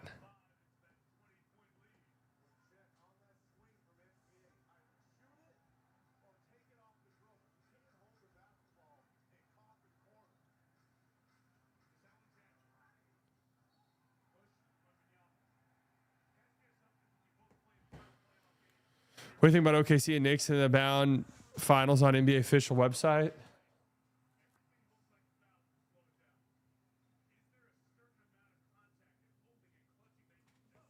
Wait, what? Wait, what? OKC and Knicks in the bound finals on NBA official website? Dude, Chad, what the flying fuck are we doing?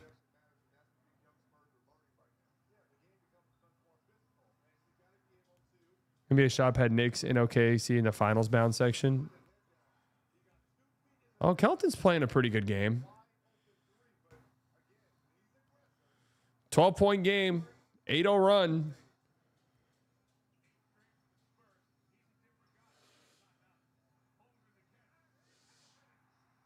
There you go, Chet.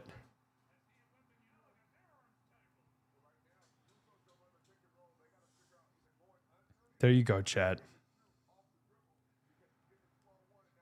I mean, that was a great defense by Wemby. Broke up the lob. Harper 3. Oh, man.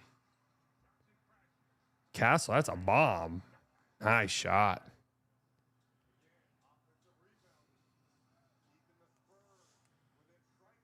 Man, Kelton's really played well.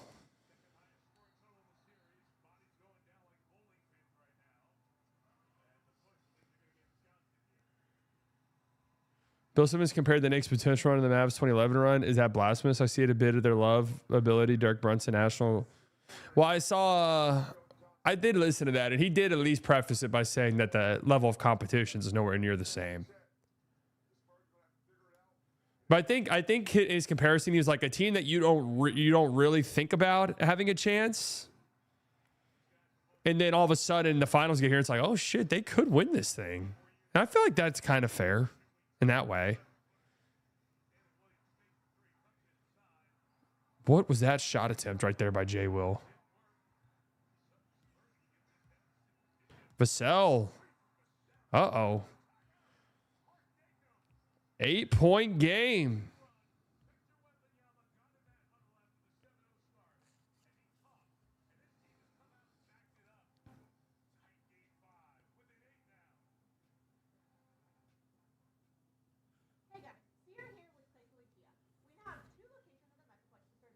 The Knicks were an out of nowhere thing, though. I mean, dude, going into we were talking about it on here. When even was it? They were third in odds in the East behind the Celtics and the Cavs at one point.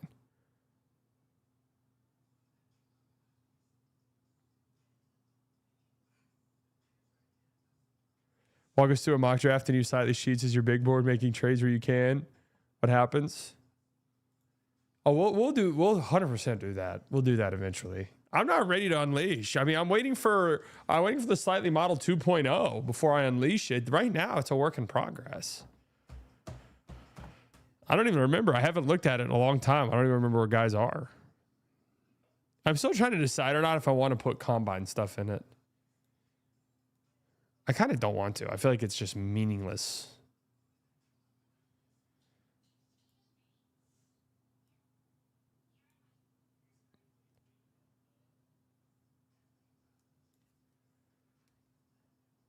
You guys remember that, though? When they were third in odds? I'm pretty sure they had already won their series.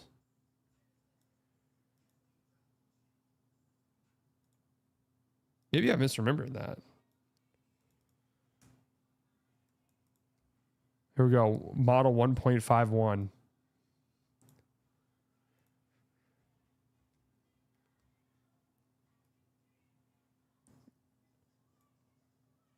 What's your favorite Lego game? I mean, one of the OG Star Wars ones. Played the fuck out of those when I was a kid.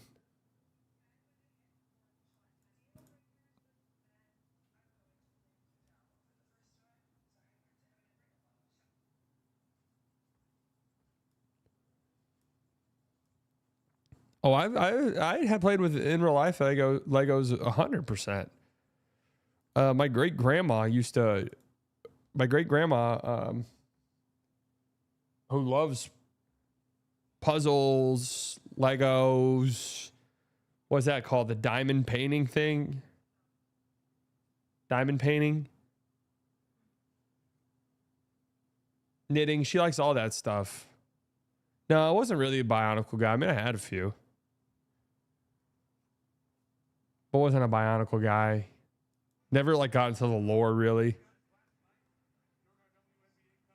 Saw the Lego Star Wars prequel sets are like expensive sealed now.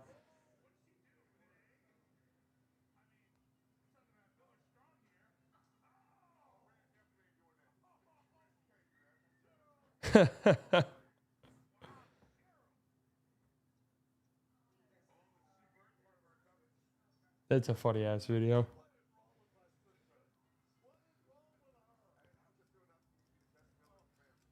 Did you play the Arkham games? Oh.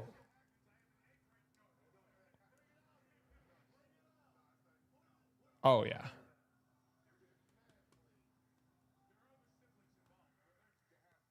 Multiple times. Multiple times.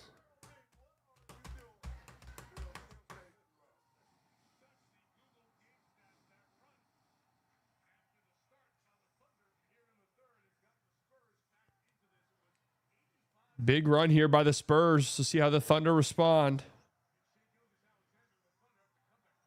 Caruso, good look at three. What a rebound by Hartenstein.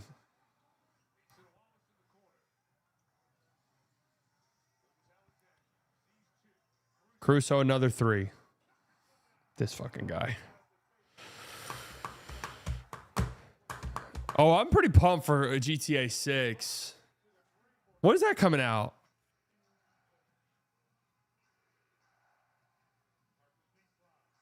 What a drive by Harper. Good ball movement.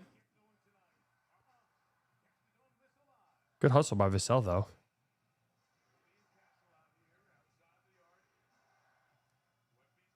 Wemby 3. Oh, that looked good. November 19th. Like, confirmed? Is that going to get delayed again? Oh, Hartenstein, nice pass.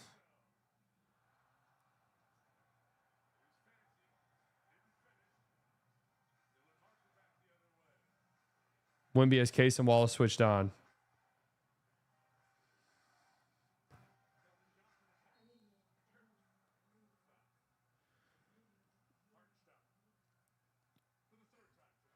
Does Jalen Brunson winning a chip change how the NBA sees small guards and make a cuff rise?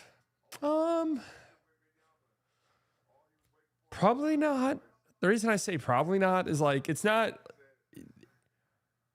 I mean, we've seen small guards drafted, and like a small guard went 6 overall in the draft last year. We had what, 2 in the top 10 last year with Fears and Trey Johnson. Teams always talk themselves into it. I think there's just the reality is like Brunson is probably one of one, right?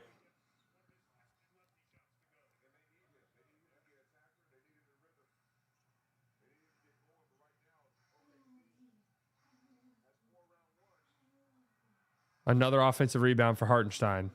Kenrich Williams straight on 3. That hurts.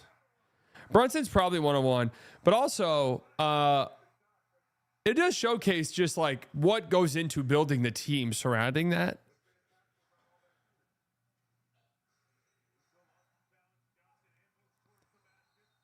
Because you need the 2 of the better wing defenders in the league, and OG and Mikal Bridges. Would the Knicks be in the finals with Luka instead of Brunson? Yeah, right? I mean, surely. Why wouldn't they? I mean, Luka's just a better player.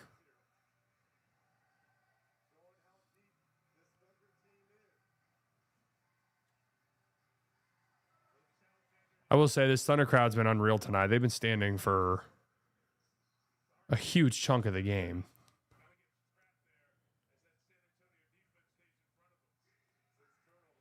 Would the Knicks be in the finals with Donovan Mitchell instead of Brunson? So I'll say no on that. Reason being is Donovan Mitchell is not a table-setting point guard like Brunson can be.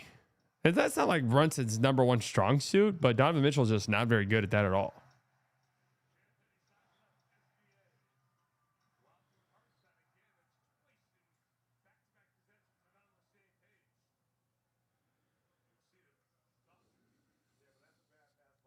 Yeah, that was a bad pass by Shea.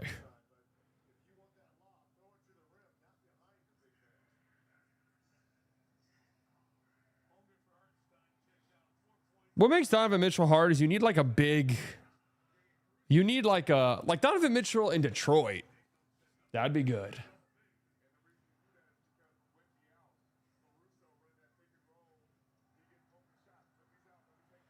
Playing next to another big guard who can defend and could be like the point guard.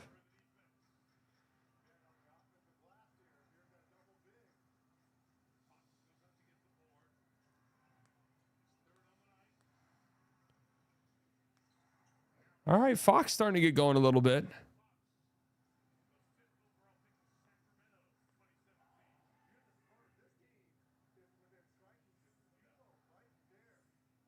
He's 3 of 11 tonight? Damn. Hartenstein's got that little floater going. Would the Knicks be in the finals with Jason Terry, though? Now it's a small guard with a dog in him. Devin Vassell, 4-point play opportunity.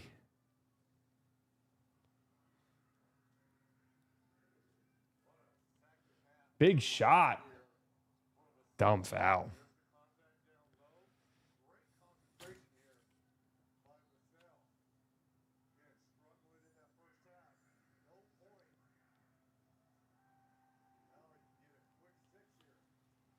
Dumb foul.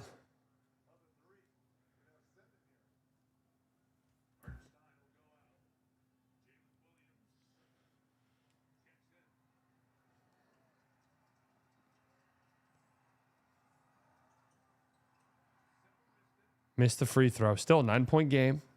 2 minutes left in the quarter.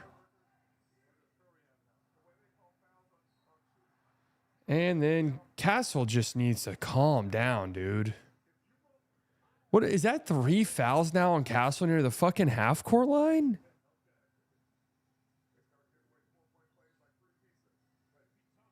What is he doing right there? That one is egregious.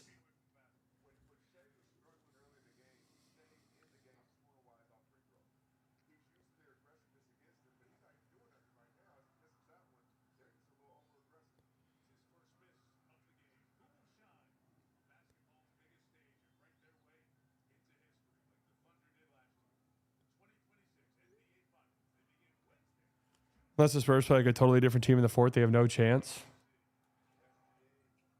Shea Gilgeous-Doncic.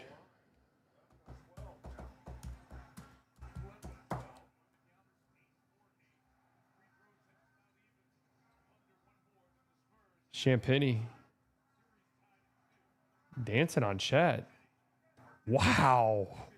That honestly was pretty good D by Chet. That was a tough bucket. 22 for Champagny. That was tough.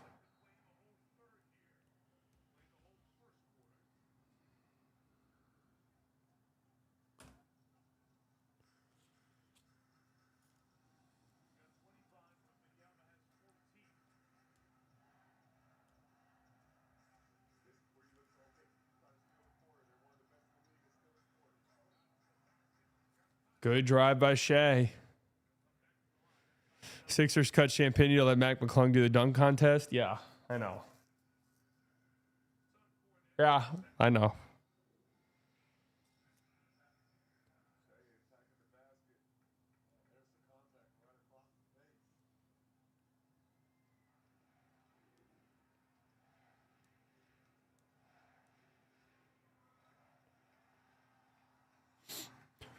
If you subtract free throws, Wemby has 6 points.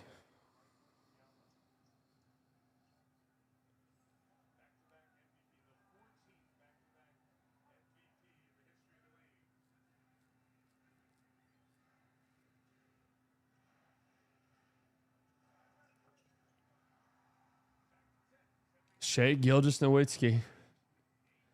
Spurs are in this thing.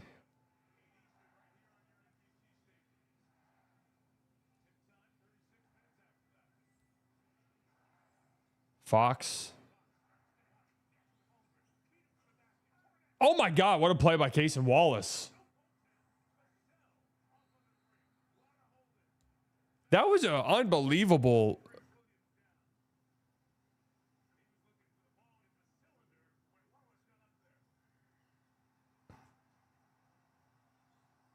Oh yeah, they missed that. No, that wasn't very close. They clearly missed that.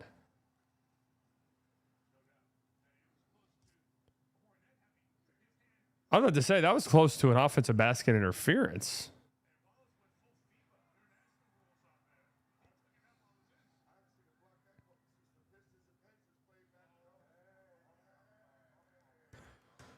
Brothers not even making eye contact, scripted ass league.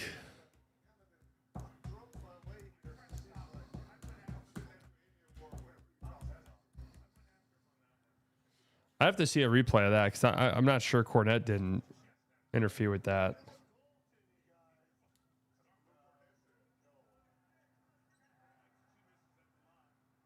Jalen O'Neal.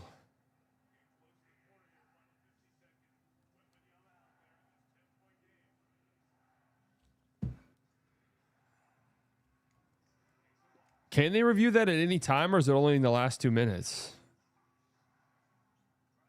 Oh, Wemby just dribbles it off his foot.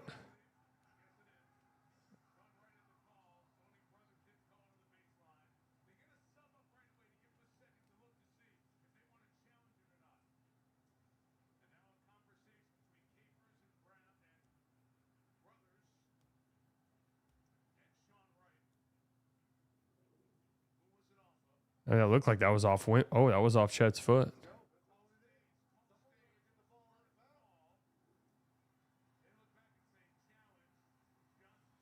They're gonna. Wait, what is going on?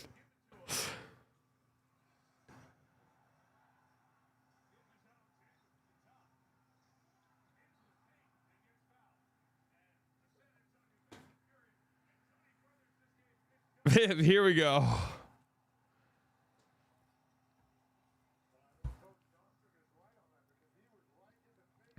This game was rigged. I mean, how long do you get the challenge, though?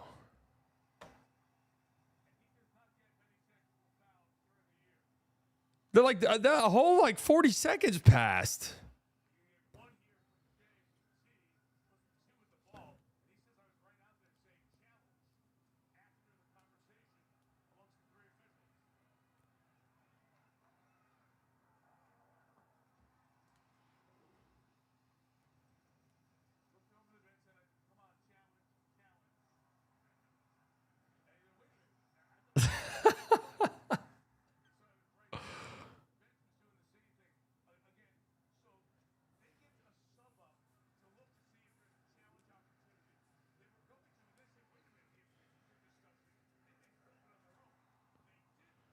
Tony Rose is one of the worst officials ever. Has nothing to do with it being rigged. That old blind motherfucker's terrible at his job.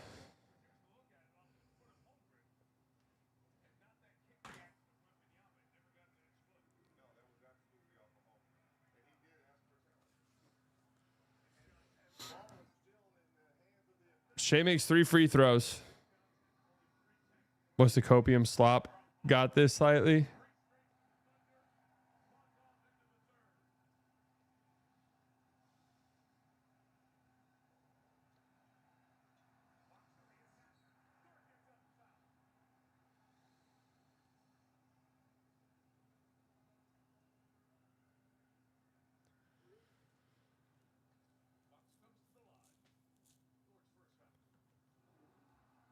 I mean, that's what I'm saying, dude. Is I'd love to see the.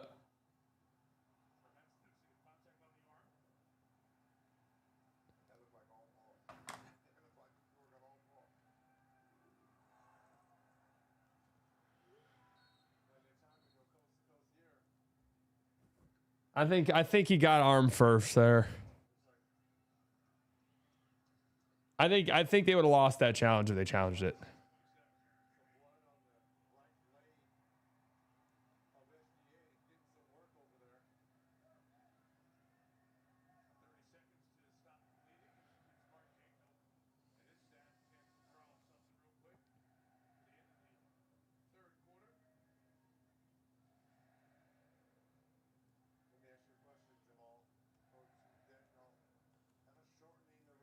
Yeah, no, they would lose that challenge.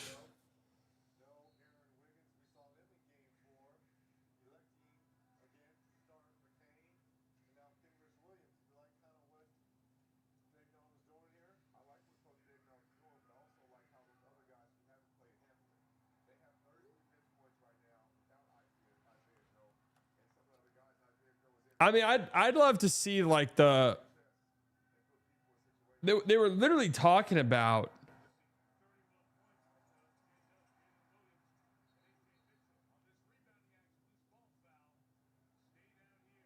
this is so similar to game 3, isn't it? Like, holy hell.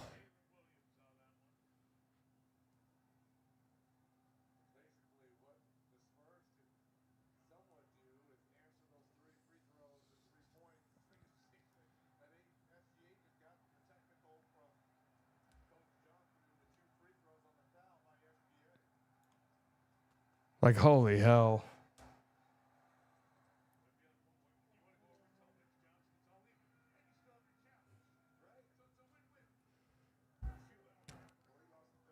Ten-point lead going into the 4 stars potential. Yeah, as long as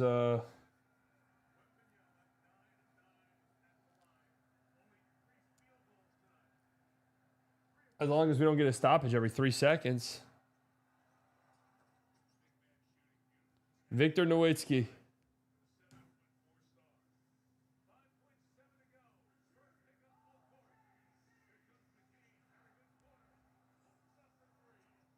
Oh, that looked good. 10-point game. Game is so rigged, slightly speechless. It has not been rigged. Let me tell you what this game has been about. And if I'm the Spurs, I'm immediately talking about.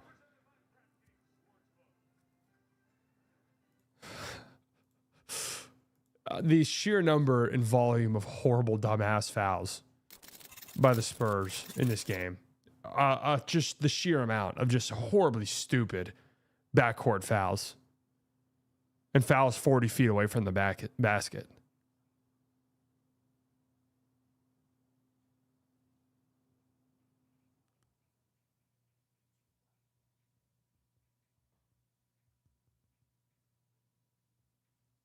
Just so dumb. I mean, Carter Bryant had a couple dumbass ones too.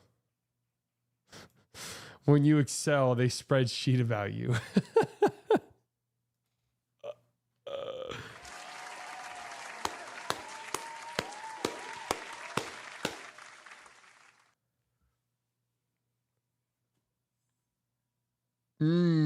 Slightly modeled 2.0 dropping soon.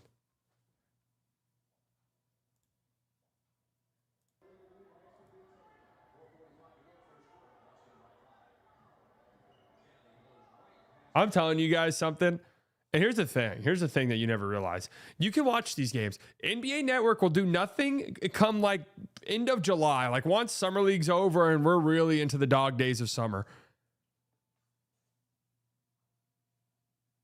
You will see nothing but NBA reruns of Hardwood Classic games on the NBA Network. Watch those games.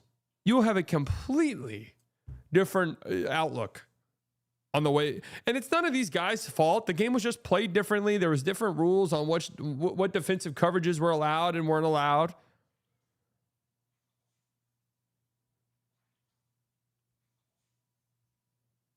It's just a different outlook.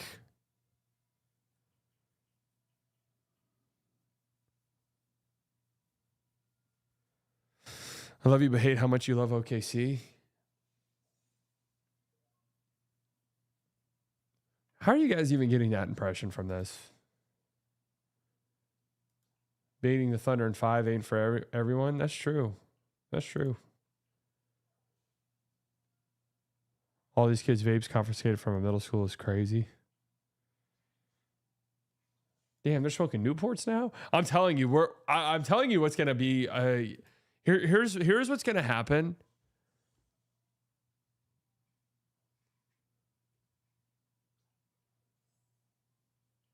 Here's what's gonna happen if, as a result of this vaping craze, right? Inevitably, it's gonna come to this. Cigarettes are just going to come back. I think that's where we're going. Cigarettes are just going to come back. People are going to realize vaping's not going to be like cool anymore. And it's already, I've already said this my whole life. Vaping is like, I understand vaping if it's like, hey man, I was hooked on cigarettes. Vaping kind of helps me get off of cigarettes, right? That's an understandable thing. Vaping to me, truthfully, is one of the lamest things I see people do. I hate the fact that people think they can just vape in your face. I hate when you blow the fucking spearmint vapor into my face. It makes me sick. You see what we're doing in the UK, though, should work. Wait, what is it?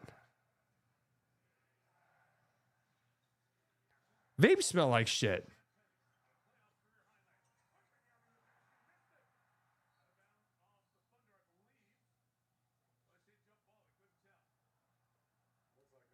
Great D on Wimby.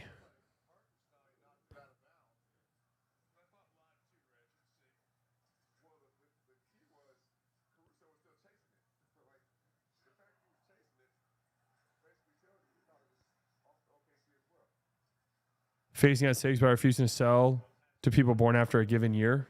Isn't that...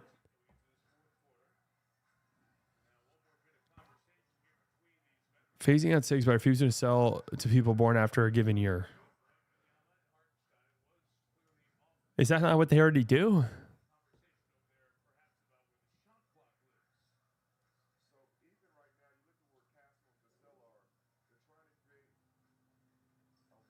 No, like there'll be 50. So like there will just be a certain, if you're born after a certain year, you will never be able to buy cigarettes.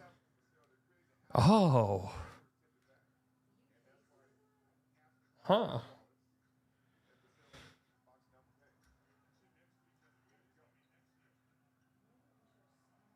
That's interesting.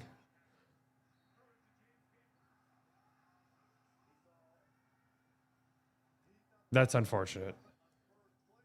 That's going to be clipped. That's going to be clipped for the OKC ref highlight reels.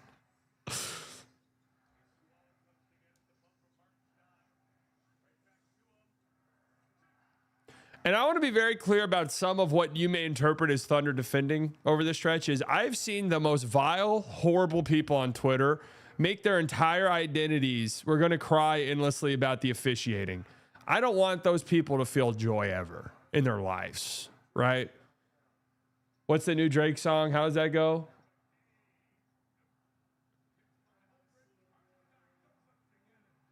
I want to see him struggle to pay his phone bill and his light bill. That's how I feel with some of these people.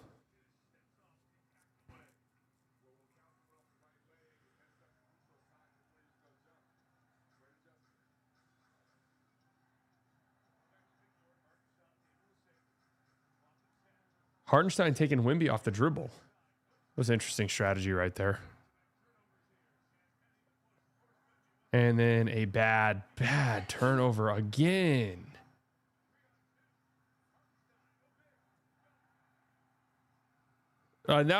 So my favorite line was that one. My second favorite line is, "I'm the ice man. I'm a pretty nice man." That whenever I heard that, I had to go immediately to what's the website, genius.com, because I didn't quite know what he was getting at. I'm a nice man. I'm a pretty nice man. Man. Woo.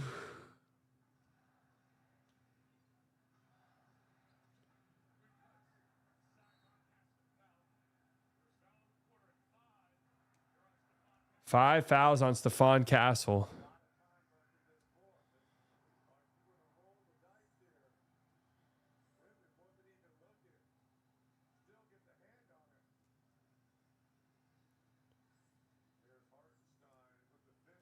That was a bad pass by Champagny.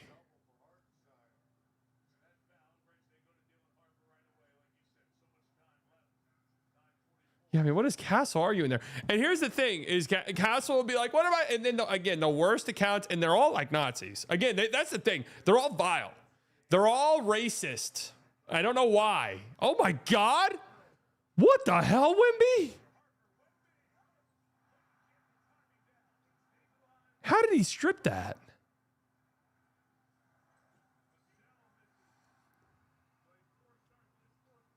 And then how did he blow that lob?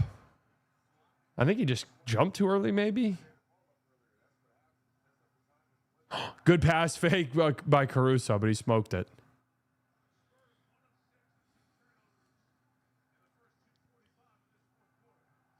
Keldon 3. Blocked. Cason Wallace has been fantastic tonight. Jump. Oh.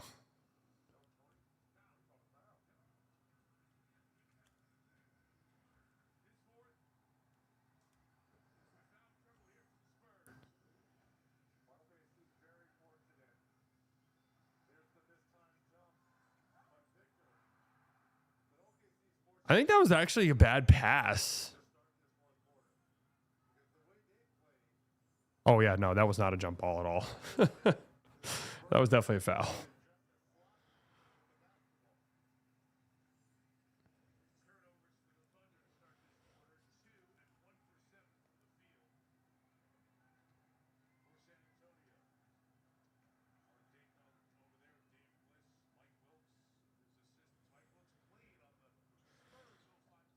Chet Nowitzki wasn't a great passer. You're not supposed to need one for lob to Wemby. Yeah, it's got to at least be high. Low, that's when you get into problems. You just throw that bitch as high as possible. All right, Spurs need a run like right now.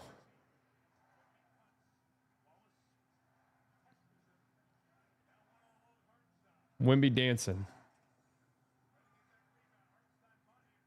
Just throwing shit up. Man, tough Wemby game. 3 of 13?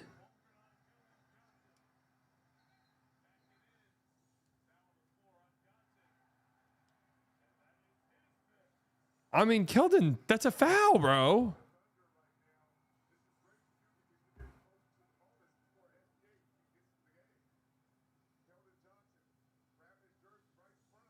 I mean, what are we talking about?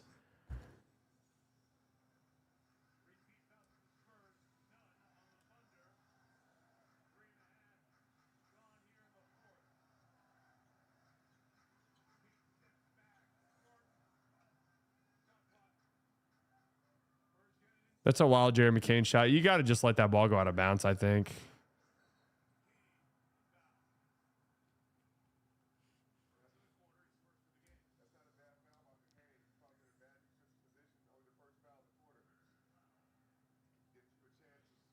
Did you hear Ray J got hospitalized after getting knocked out by super hot fire? All right, not to sound insensitive or anything like that, but didn't Ray J make like a whole thing a while ago that he only had like months to live, and now he's doing celebrity boxing matches? Was that true, or?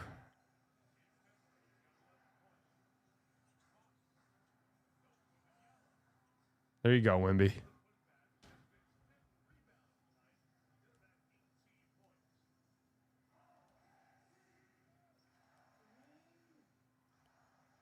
Shea back on the floor. I mean, Wemby's got to play this entire quarter, right? If they have a chance.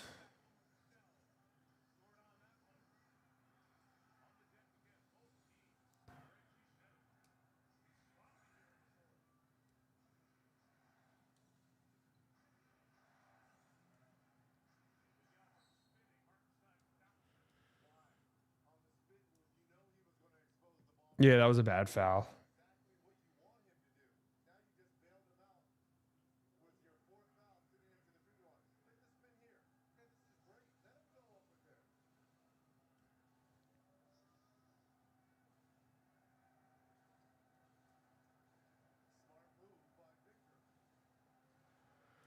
I have no clue why they took him out as much as they did. Well, because he's just not used to playing this much.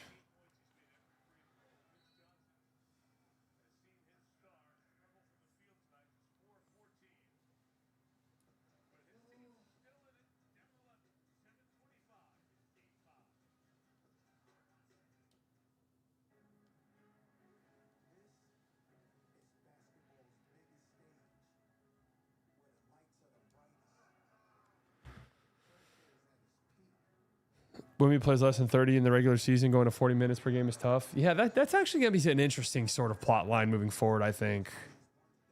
Because, like, the reality is in a playoff setting, you're going to have games where he's going to have to play 40-plus minutes.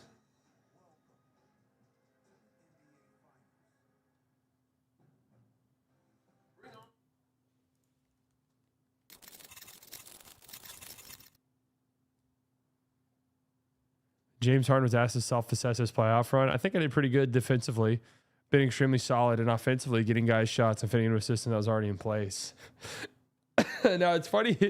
I do believe Young Thug when he said that James Harden just really is not on the internet. So there's a world where James Harden just has no clue what's said about him. I think if I were to pick one player in the league where I think is like truthful and they say that, I would say James Harden. So I think in James Harden's mind, he's probably like, yeah, man, people probably thought I was great. Like, just going out there and taking care of business.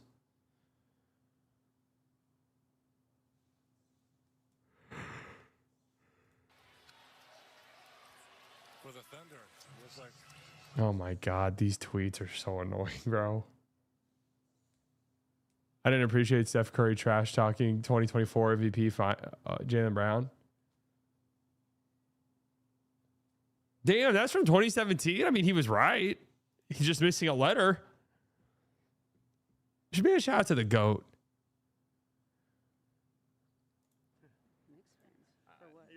You're taking a little bit of grief from what you said about Jalen Brunson. You are. I'm not big enough. I never said, hey. Exactly. I'm not, why I'm saying. no, these I mean, words. I speak from experience, and I never, you know, Allen Iverson. Is it the quietest clip of all time? Lost in the finals. Coop floaters, PJ corner threes got some for Wemby, smiley face emoji. Did you not hear that PJ was on the Chud list? Unfortunately for this offseason.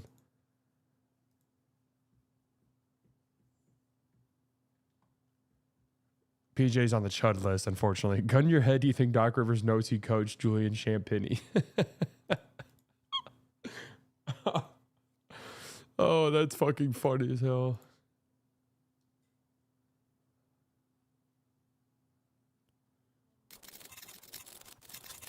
The Chud 4. I mean, the Chud 2's got to go. The big 2, the Chud 2.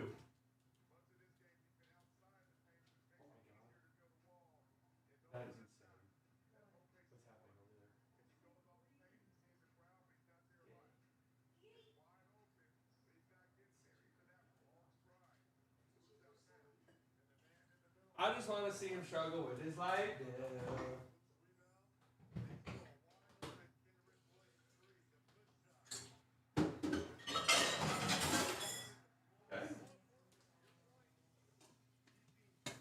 Okay, that wasn't good.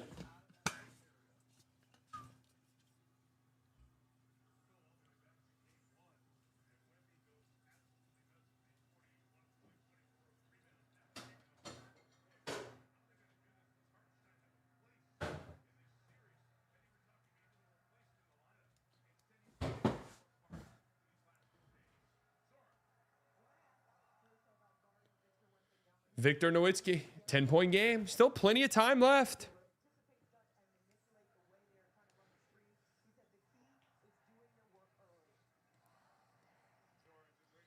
Damn, the World Cup is weeks away, huh? Shea going right at Wemby. Baseline jumper. No good. Nearly a turnover on an outlet pass. Good move by Fox. That's good. Well, Curse is a free agent, technically.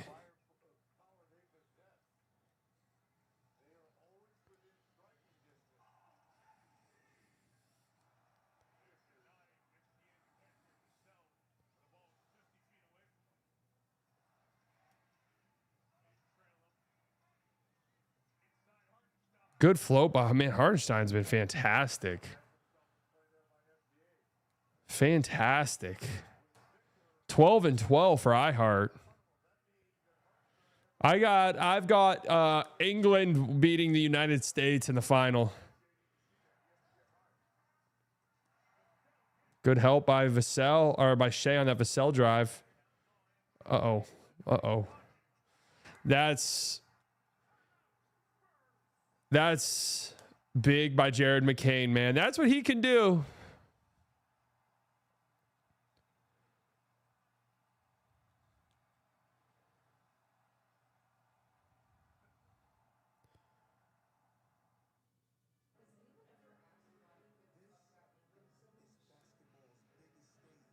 The nuns are, that's funny. That's I just now realized why they're there. That's a good one. That's a pretty good one. There was a Nike ad for how do you stop and pray? It was just the nuns, right? That's why they're there. Yeah, I mean, they're not going to let Hartenstein go this summer. No way. Coops floaters on the Wimby stopper. Koopa.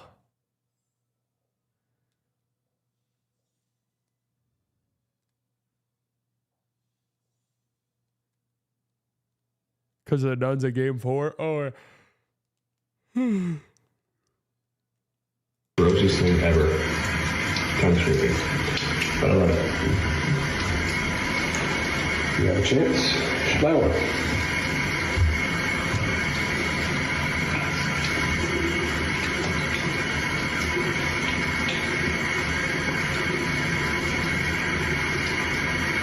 You might watch him, dude. One with top baby. Toothbrush, toothpaste. Also, another thing I love about the West Coast. One with top baby. Toothbrush, one with Wait. Did he just squeeze the toothpaste into his mouth? Is that what I just witnessed?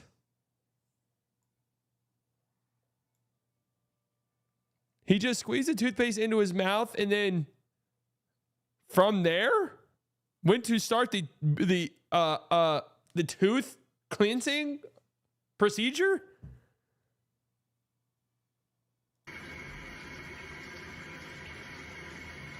one with top baby. No, I mean, would that work? I mean, I'm trying to think of why that wouldn't work the same. It's a little interesting. Is this a toothpaste commercial? That's kind of weird. It's a little strange.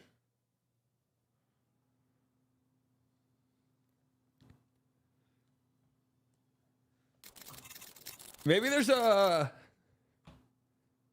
Maybe that's the strat.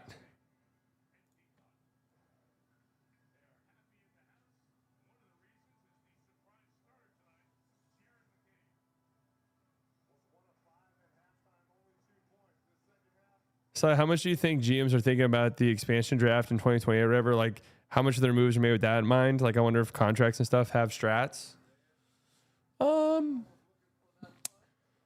What's it typically? You protect 9 guys? I mean, maybe. That would probably be something that happens like in the offseason leading up to that.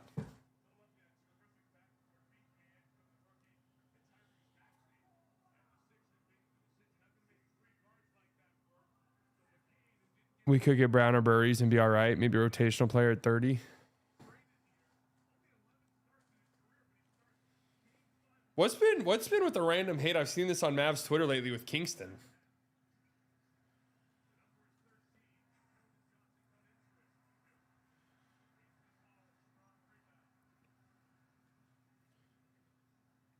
Locked on propaganda? Really? I mean, Kingston's my pick out of any of those guys.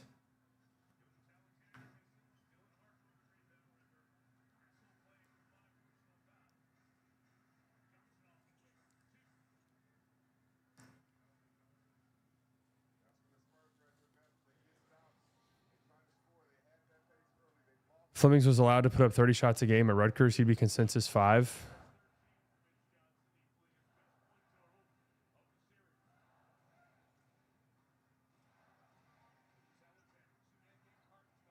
Caruso.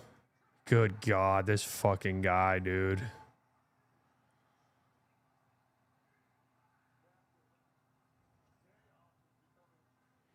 Doesn't have that athleticism.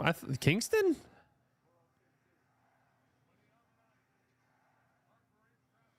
Keldon. Oh, needed that. Size doesn't matter to me. Or size, if like a guy's small and a bad college defender, I'll just assume you just have to assume he's going to be a horribly bad NBA defender. But Kingston was a good or a good college defender. So it's like, yeah, there could be good small defensive guards in the NBA, but where there's a disconnect is like the small college guards who are terrible on defense.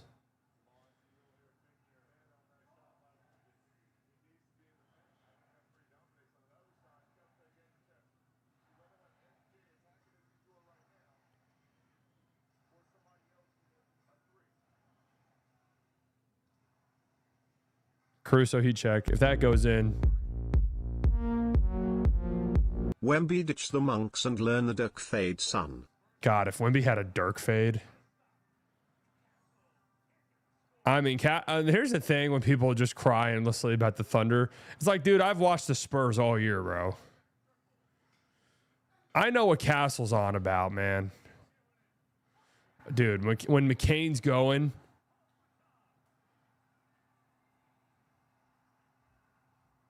When McCain's going, that shot is a thing of beauty. Isaac said the Mavs wouldn't draft Fleming, so people have taken off with that. At 9? If Kingston Flemings drops to 9?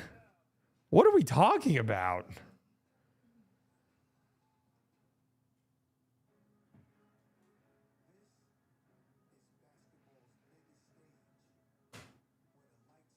Who would be the option over him at 9? Because I'm assuming in this scenario, Burries and Mikal would have to be gone, right?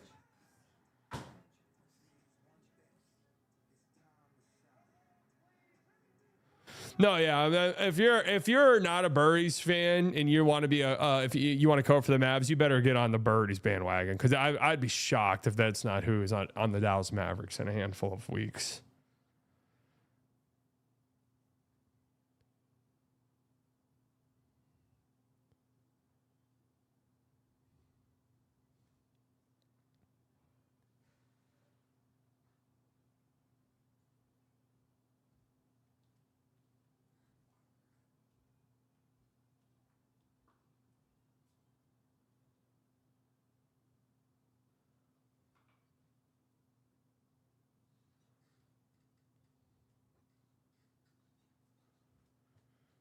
Huh.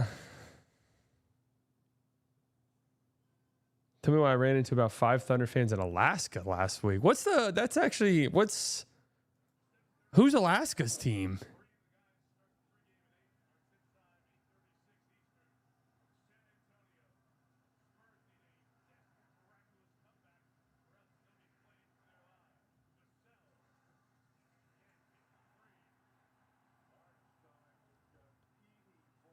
I wish Burries was just a little bit bigger. That's it, man.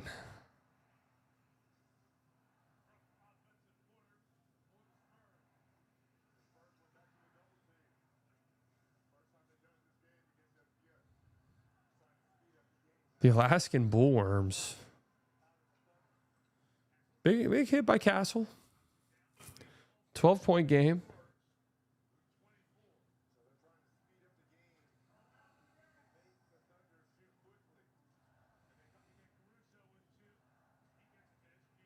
Ball pressure here by the Spurs.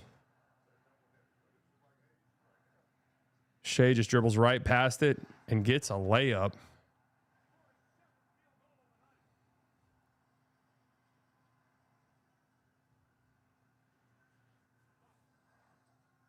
They got polar bears in Alaska?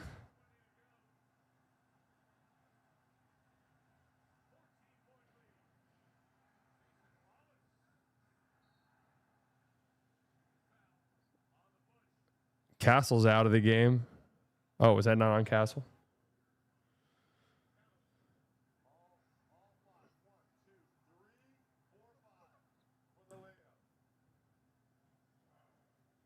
True, polar bears in Arlington. Yeah, when you see one of those, man. Huh. Bench emptying with 2 minutes left. 17 free throws. I mean, I'd love to see which ones you don't think are fouls. I feel like the Spurs played like fucking idiots tonight.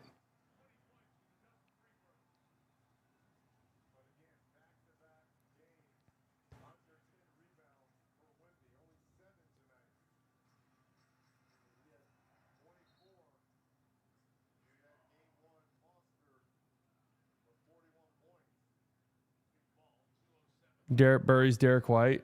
He just doesn't have. I mean, Derek White was who's one of the best perimeter shot blockers in the history of the league. One of the best shot blocking guards of all time. Was blocking shots in college.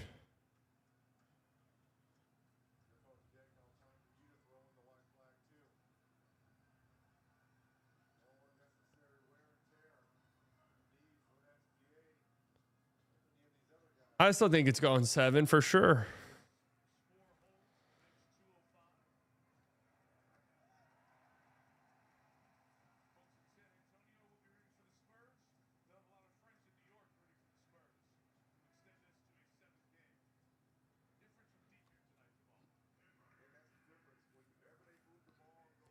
Are we rooting for the Knicks no matter what? I mean, it'd be really cool if the Knicks won the finals. There's no two ways around that.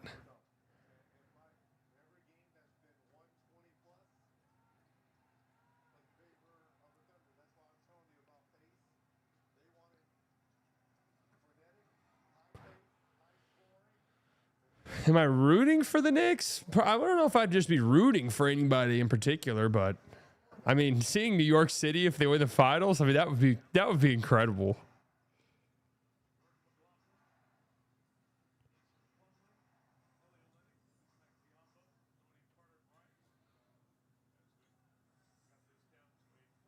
The National Guard would pull up, absolutely. No joke, they probably would.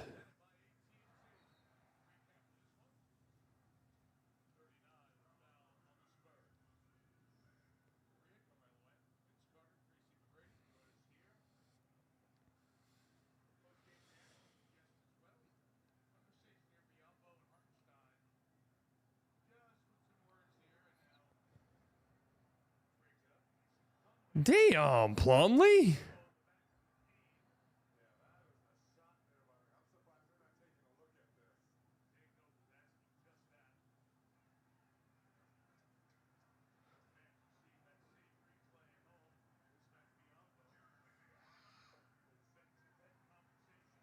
Bismack Biyombo, relax, bro. Don't make Shea get out there. Don't make them send Shea out there.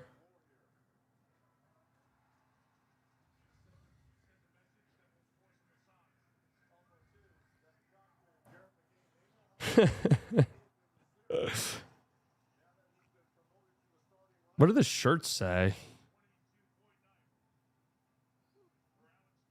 Those shirts actually look kind of nice for the shirts they give out at games.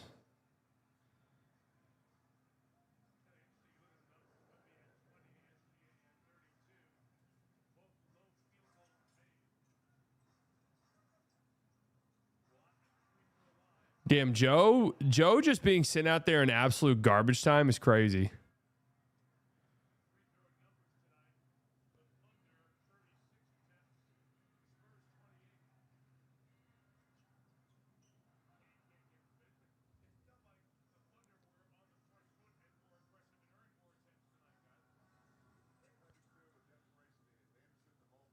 Wasn't the Kelly Olynyk guy also Kevin Olynyk guy at some point? Yeah, I think on playback he was Kevin Olynyk guy, and here he was Kelly Olynyk guy, or is the other way around? And so the question was that just an interesting play on the name, or did he actually think briefly his name was Kevin Olynyk?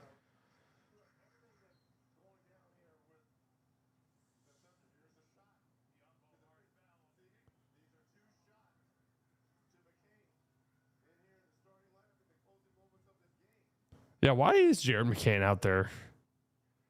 We can't get Topic out there or something? I mean that wasn't a dirty foul, I don't think.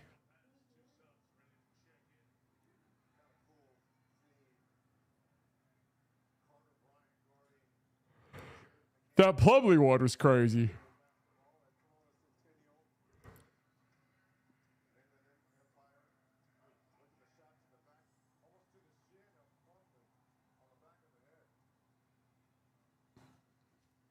Changed my name to Alex Caruso guy, but then you got to also change it to Aaron Caruso.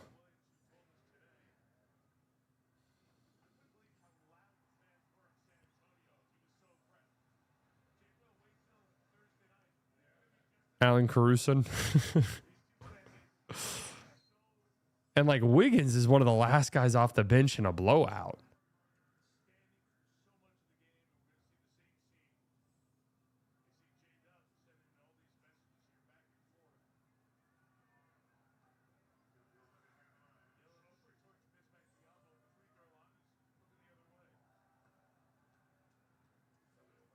Lukas Doncic.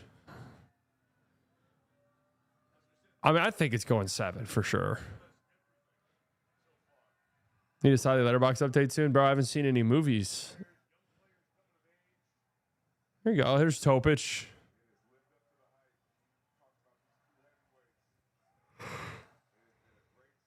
I mean, when was the last time we had a 7-game series where every game was close? We don't really get those anymore, dude. Even like that Spurs Mavs series that went 7, or Spurs Mavs Suns series that went 7, every single game was a blowout. Literally every single one.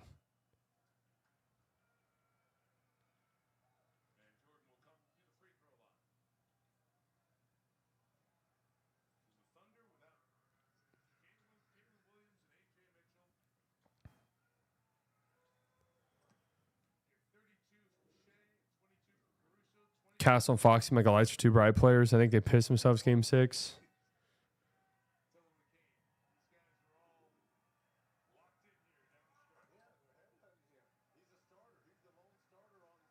All right, Thunder win game number 5.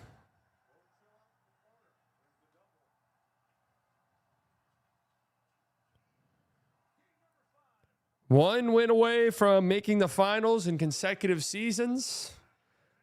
Game 6, Thursday night in San Antonio. I mean, there's no way that's not epic, right? There's no way that's not epic.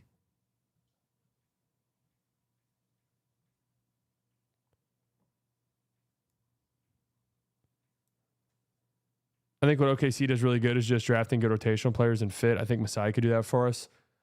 Yeah, I mean, there's been like people who have talked about this. What makes Presti so good at drafting is the fact that he also just heavily factors in team fit. How are these guys going to fit into the OKC ecosystem? Not just like, oh, this guy's good, he does X, Y, and Z, but like this guy's cool with this. We think this guy would be cool with being the 7th guy. And the process. The ball has energy. Basketball World is getting off chalk and coming towards you on Boozer as the #1 pick. Is that right?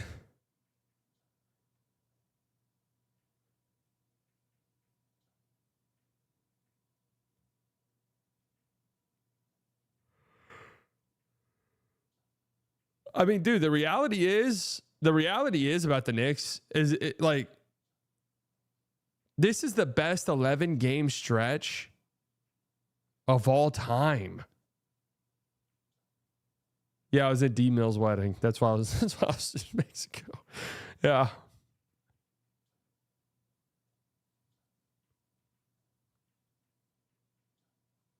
Yeah, of all time.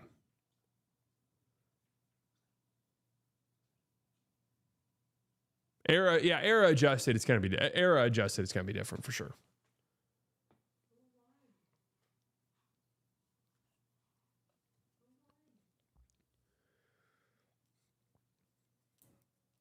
(12-2) with 2 losses by 2 combined. I mean, it's crazy. Era adjusted, only 17 Warriors are better. That's still insane. In playoffs are all time. The stat I saw today was that in the history of basketball, regular season or postseason, it's the best 11-game stretch.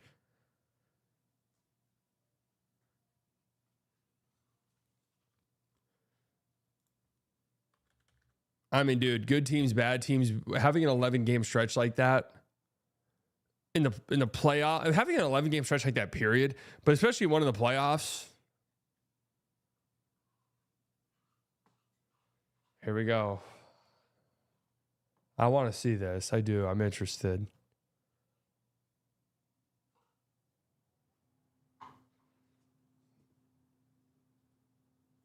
I actually agree with this top comment 100%. I want to make sure I mention this because we talked about this on the stream.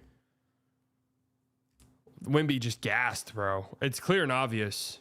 And I wonder if that game one, as legendary as it was, just set the tone for the whole series. Like it was just that was like his 100%.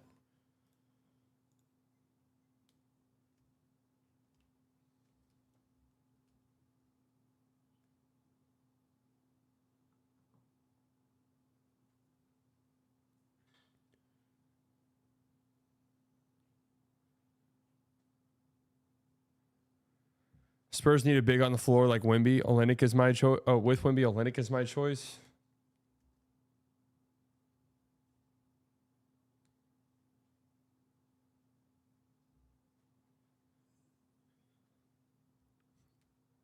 So that's going to be interesting to see what they do next year. Because I get like not taxing Wemby really in the regular season, but he's just going to have to be ready for these games.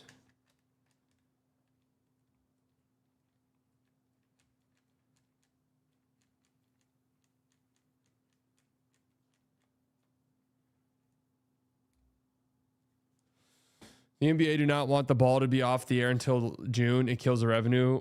They don't want to lose viewership, and they want to make sure the Western Conference Finals buttered up for the hottest hell Knicks team. The series already had enough problems with big injuries on both sides, but this is a fucking sickening to watch. I mean, what are you even arguing here? So then what? It's going to be rigged in favor of the Spurs in Game 6? Is that what you're saying?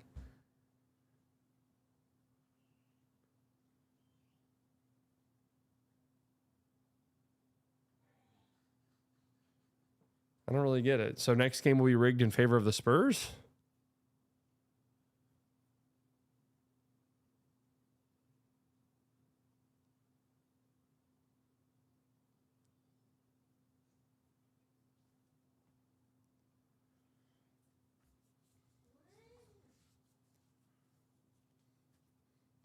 I mean, I still think this is going 7.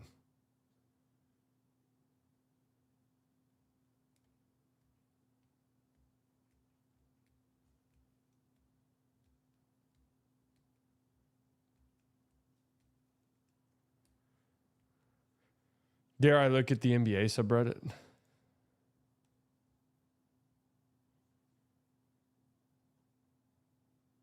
Mitch, yeah, the Mitch Johnson, no. Okay, that actually doesn't seem too bad.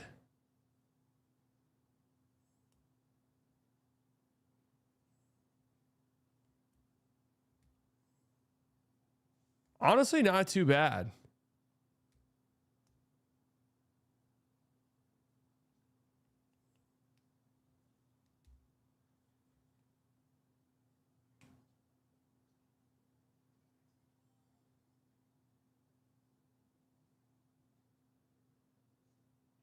How far do we have to go for a positive Thunder highlight?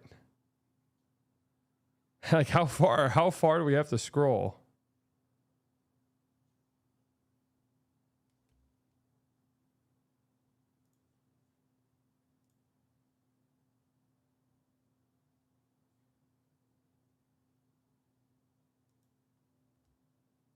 What the fuck even is a foul anymore? Oh my god, I hate this subreddit.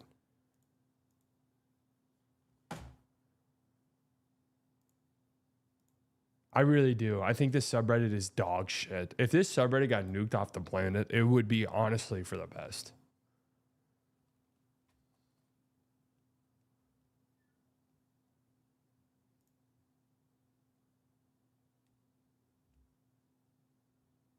The issue is consistency on both sides. It's not about how they get the calls. It's not about the calls. It's about how they get them. It's just annoying as fuck, dude. We've all heard it, and we've all heard it from Nazis on the internet. Like, I need you to understand, most people parroting these online that are just dedicating their entire accounts to this are literal racist Nazis. I have to be honest with you. Go look at him. Who was that guy that was going around this weekend? What was his name? Blaine? Was that his name? Blaine NBA or something like that?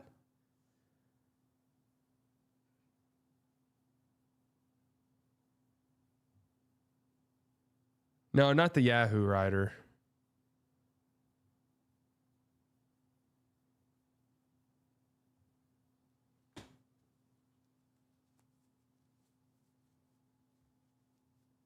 Oh, Shane. Shane NBA. Guy's just insane.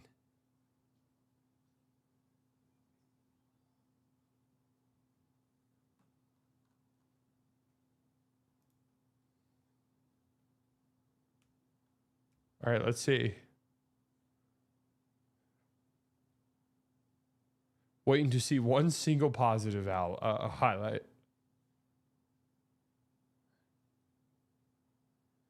This was it. This is honestly a sick play. So it's racist to say OKC flops? No, I'm saying you guys are like tying the way you talk about the sport 90% of the time, literally pretty much. You're aligning yourself with people who have dedicated their entire platforms now to going this route. And if you just do 5 seconds of research, more often than not, these people are strangely like Nazis.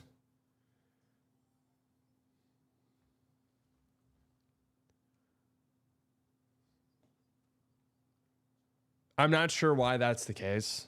I'm really not sure. So therefore,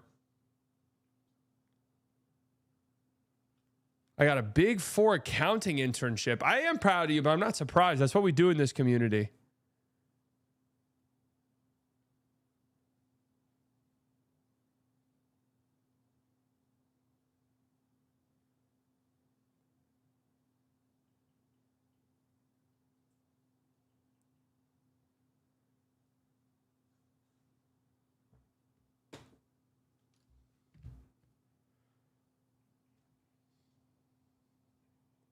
What you're saying is the racists are laundering their racism through NBA discourse like how they used to on LeBron discourse. Yes, exactly. Similar to how they did with Caitlin Clark discourse.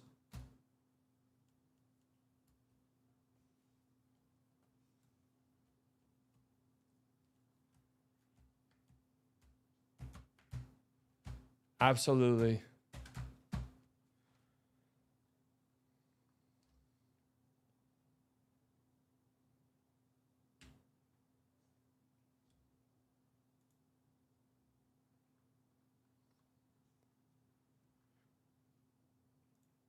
Do you want us to stop hating OKC because racist people also hate OKC? Yeah.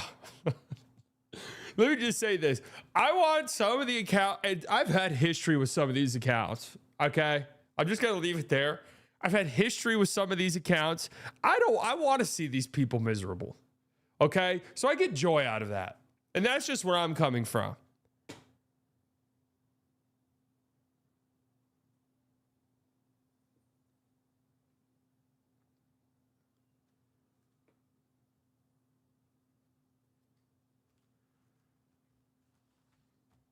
That's just where I'm coming from.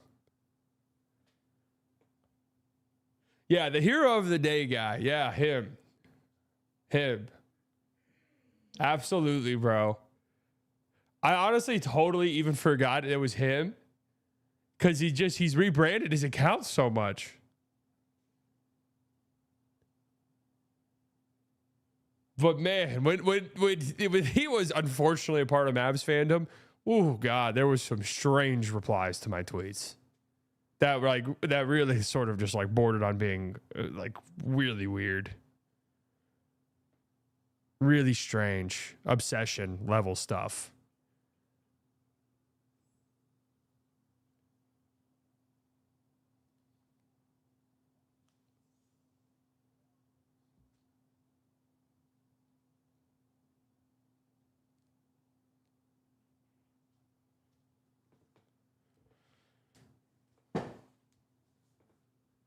Dude, I think I might end up rooting for the Knicks, though. I mean, how can you not love Brunson? You love Jalen Brunson. Their team is fun.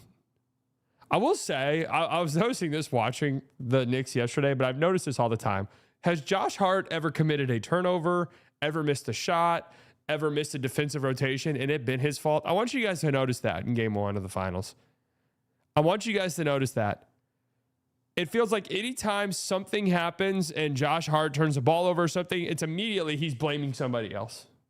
I don't know if I've ever seen him like, hey, my bad, guys. So it's like, what? What are you doing? It's like, what, dude? I wasn't even out there.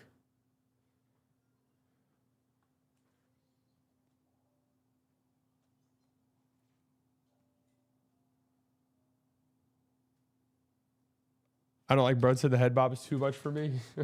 Is there any player in the league that's clean? By the way, I like these jerseys.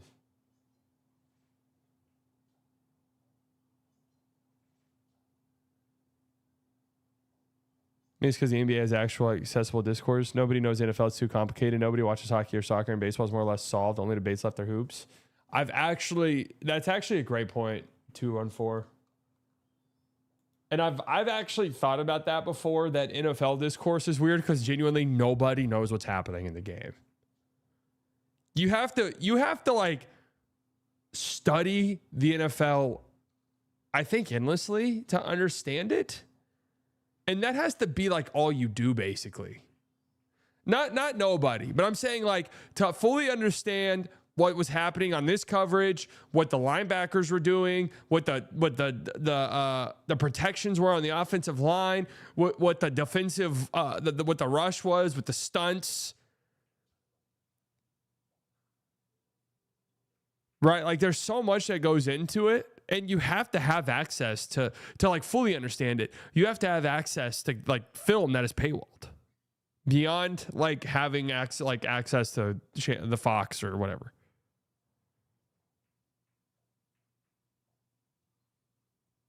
It does insist upon itself. It really does insist upon itself. You know what's funny is I've said this before, is I'll just put on background noise for videos while I'm working. I've got fucking ADHD Zoomer brain. There has to be some type of noise happening while I'm doing other things. But the thing is, it can't be shit that I'm actually worried about. Because again, I have ADHD Zoomer brain. So I will then just shift my focus to whatever it is that's on. If it's something that I'm actually like interested in. So I do put a lot of just NFL shit on there because it's nice background noise. It's, sports, whatever. But I don't care really. I don't care, right? Like, no, I can't. I honestly can't have it be like a story. I can't have it be a show. I can't have it because I will get sucked in. It's actually a reputation thing I have. If you put on a show on in front of me, no matter how slop it is, I will get a little invested. No, it can't be music even really either because I'll get into it. So I'll put on some shit. Sometimes it's baseball. Sometimes it's NFL. Maybe lately it's going to start. Maybe the World Cup's going to start getting added into the mix. Just more videos on the World Cup. So anyways, yeah. And they'll be talking about it. And I was noticing this earlier today, actually, because I was kind of paying attention to how this guy was doing his videos because I found it really interesting. But anyways, he was like, yeah. And then once they got into the 1A gap and then they went up to the mid, and I'm just throwing out words here, but it sounded like this to me. They get into the 1A gap and then they get into 1MB and then they could easily make the shift to 3T. I'm thinking to myself, oh yeah, sure. but deep down, I'm like, realistically, he could be saying anything. Like, I think if you just talk with a sort of gusto, like it's so, the jargon is like, so you really got to know that it's like, you could really probably say anything. And I wonder if you put me in front of a couple of just like of these diehard NFL guys, like, is it possible for me to just be like, yeah, but honestly, whenever they get into the 5L, I don't know, when they get into the 5L, I don't know how you're going to run against them. I feel like there's enough people that are grifting that would be like, yeah, agreed.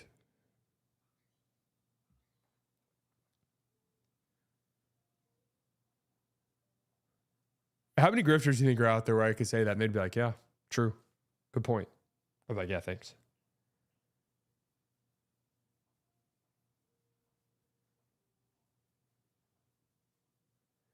No, I do not have Nick Fuentes on in the background. I really can't even do political stuff because I will and get invested into that 100%.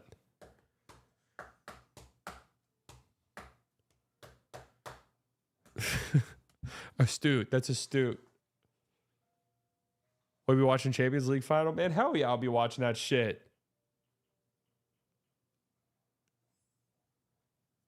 I'm pumped for the World Cup.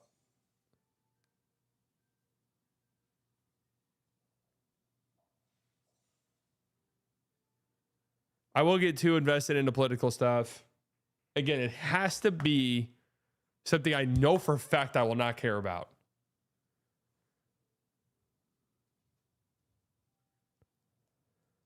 You should make a World Cup song on stream. I bet you could do better than Jelly Roll. We might do that. Whenever we start doing Nightly Biased, once like the off season gets here and we start getting like slop stories.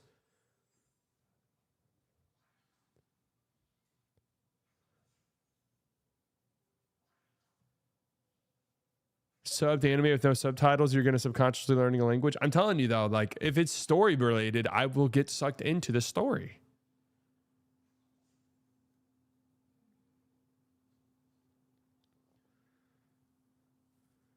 Mr. Stream Slightly, hope you had fun in Mexico. I did. I had a blast. I don't hate anime. I just don't have the time. There's a big difference. Every time someone tries to introduce me to anime, they're like, yeah, dude, you're going to love this. It's 783 episodes. It's like, dude, there's no way. I mean, there just literally is no way. Cooking videos? I mean, what the fuck do you guys think? Without putting myself at risk of getting made fun of, what do you guys think, man? Love Island's a perfect example.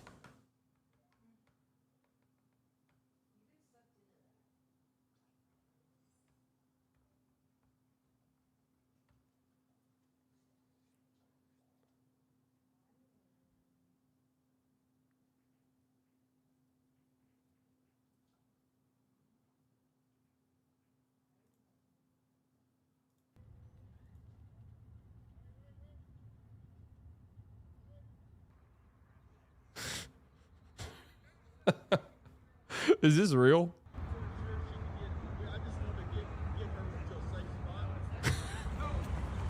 Who's this fucking guy? You got it. Oh, he saved it.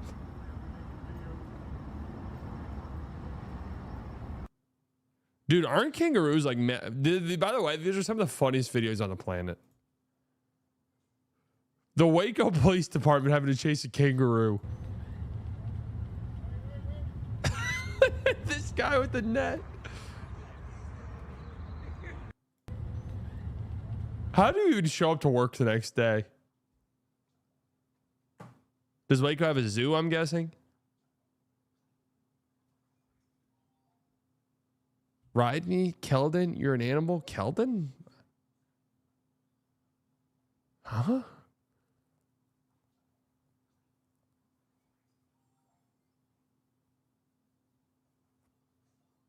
Is that a real tweet?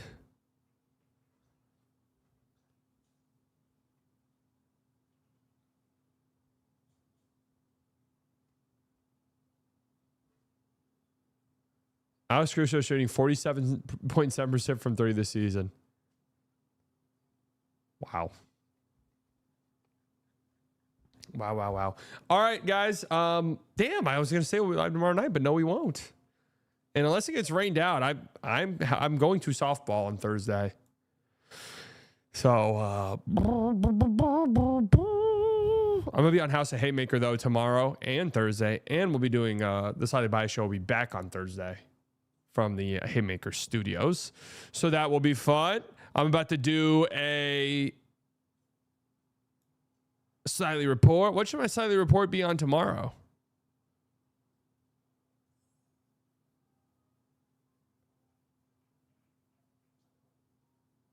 Flopping?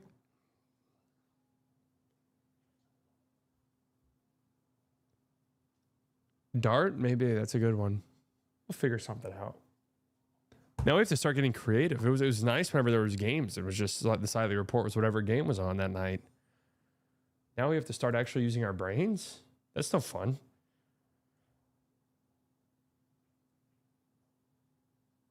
That's no fun.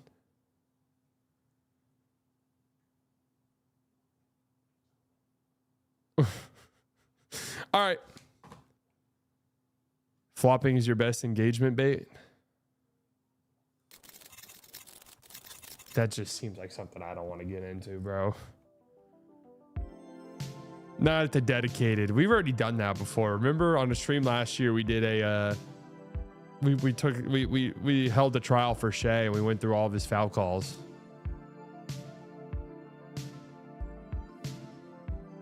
Wait, Reggie Miller said this on the broadcast. Whomever wins the Spurs OKC series, the Knicks are going to be favored in the finals to win it all. What?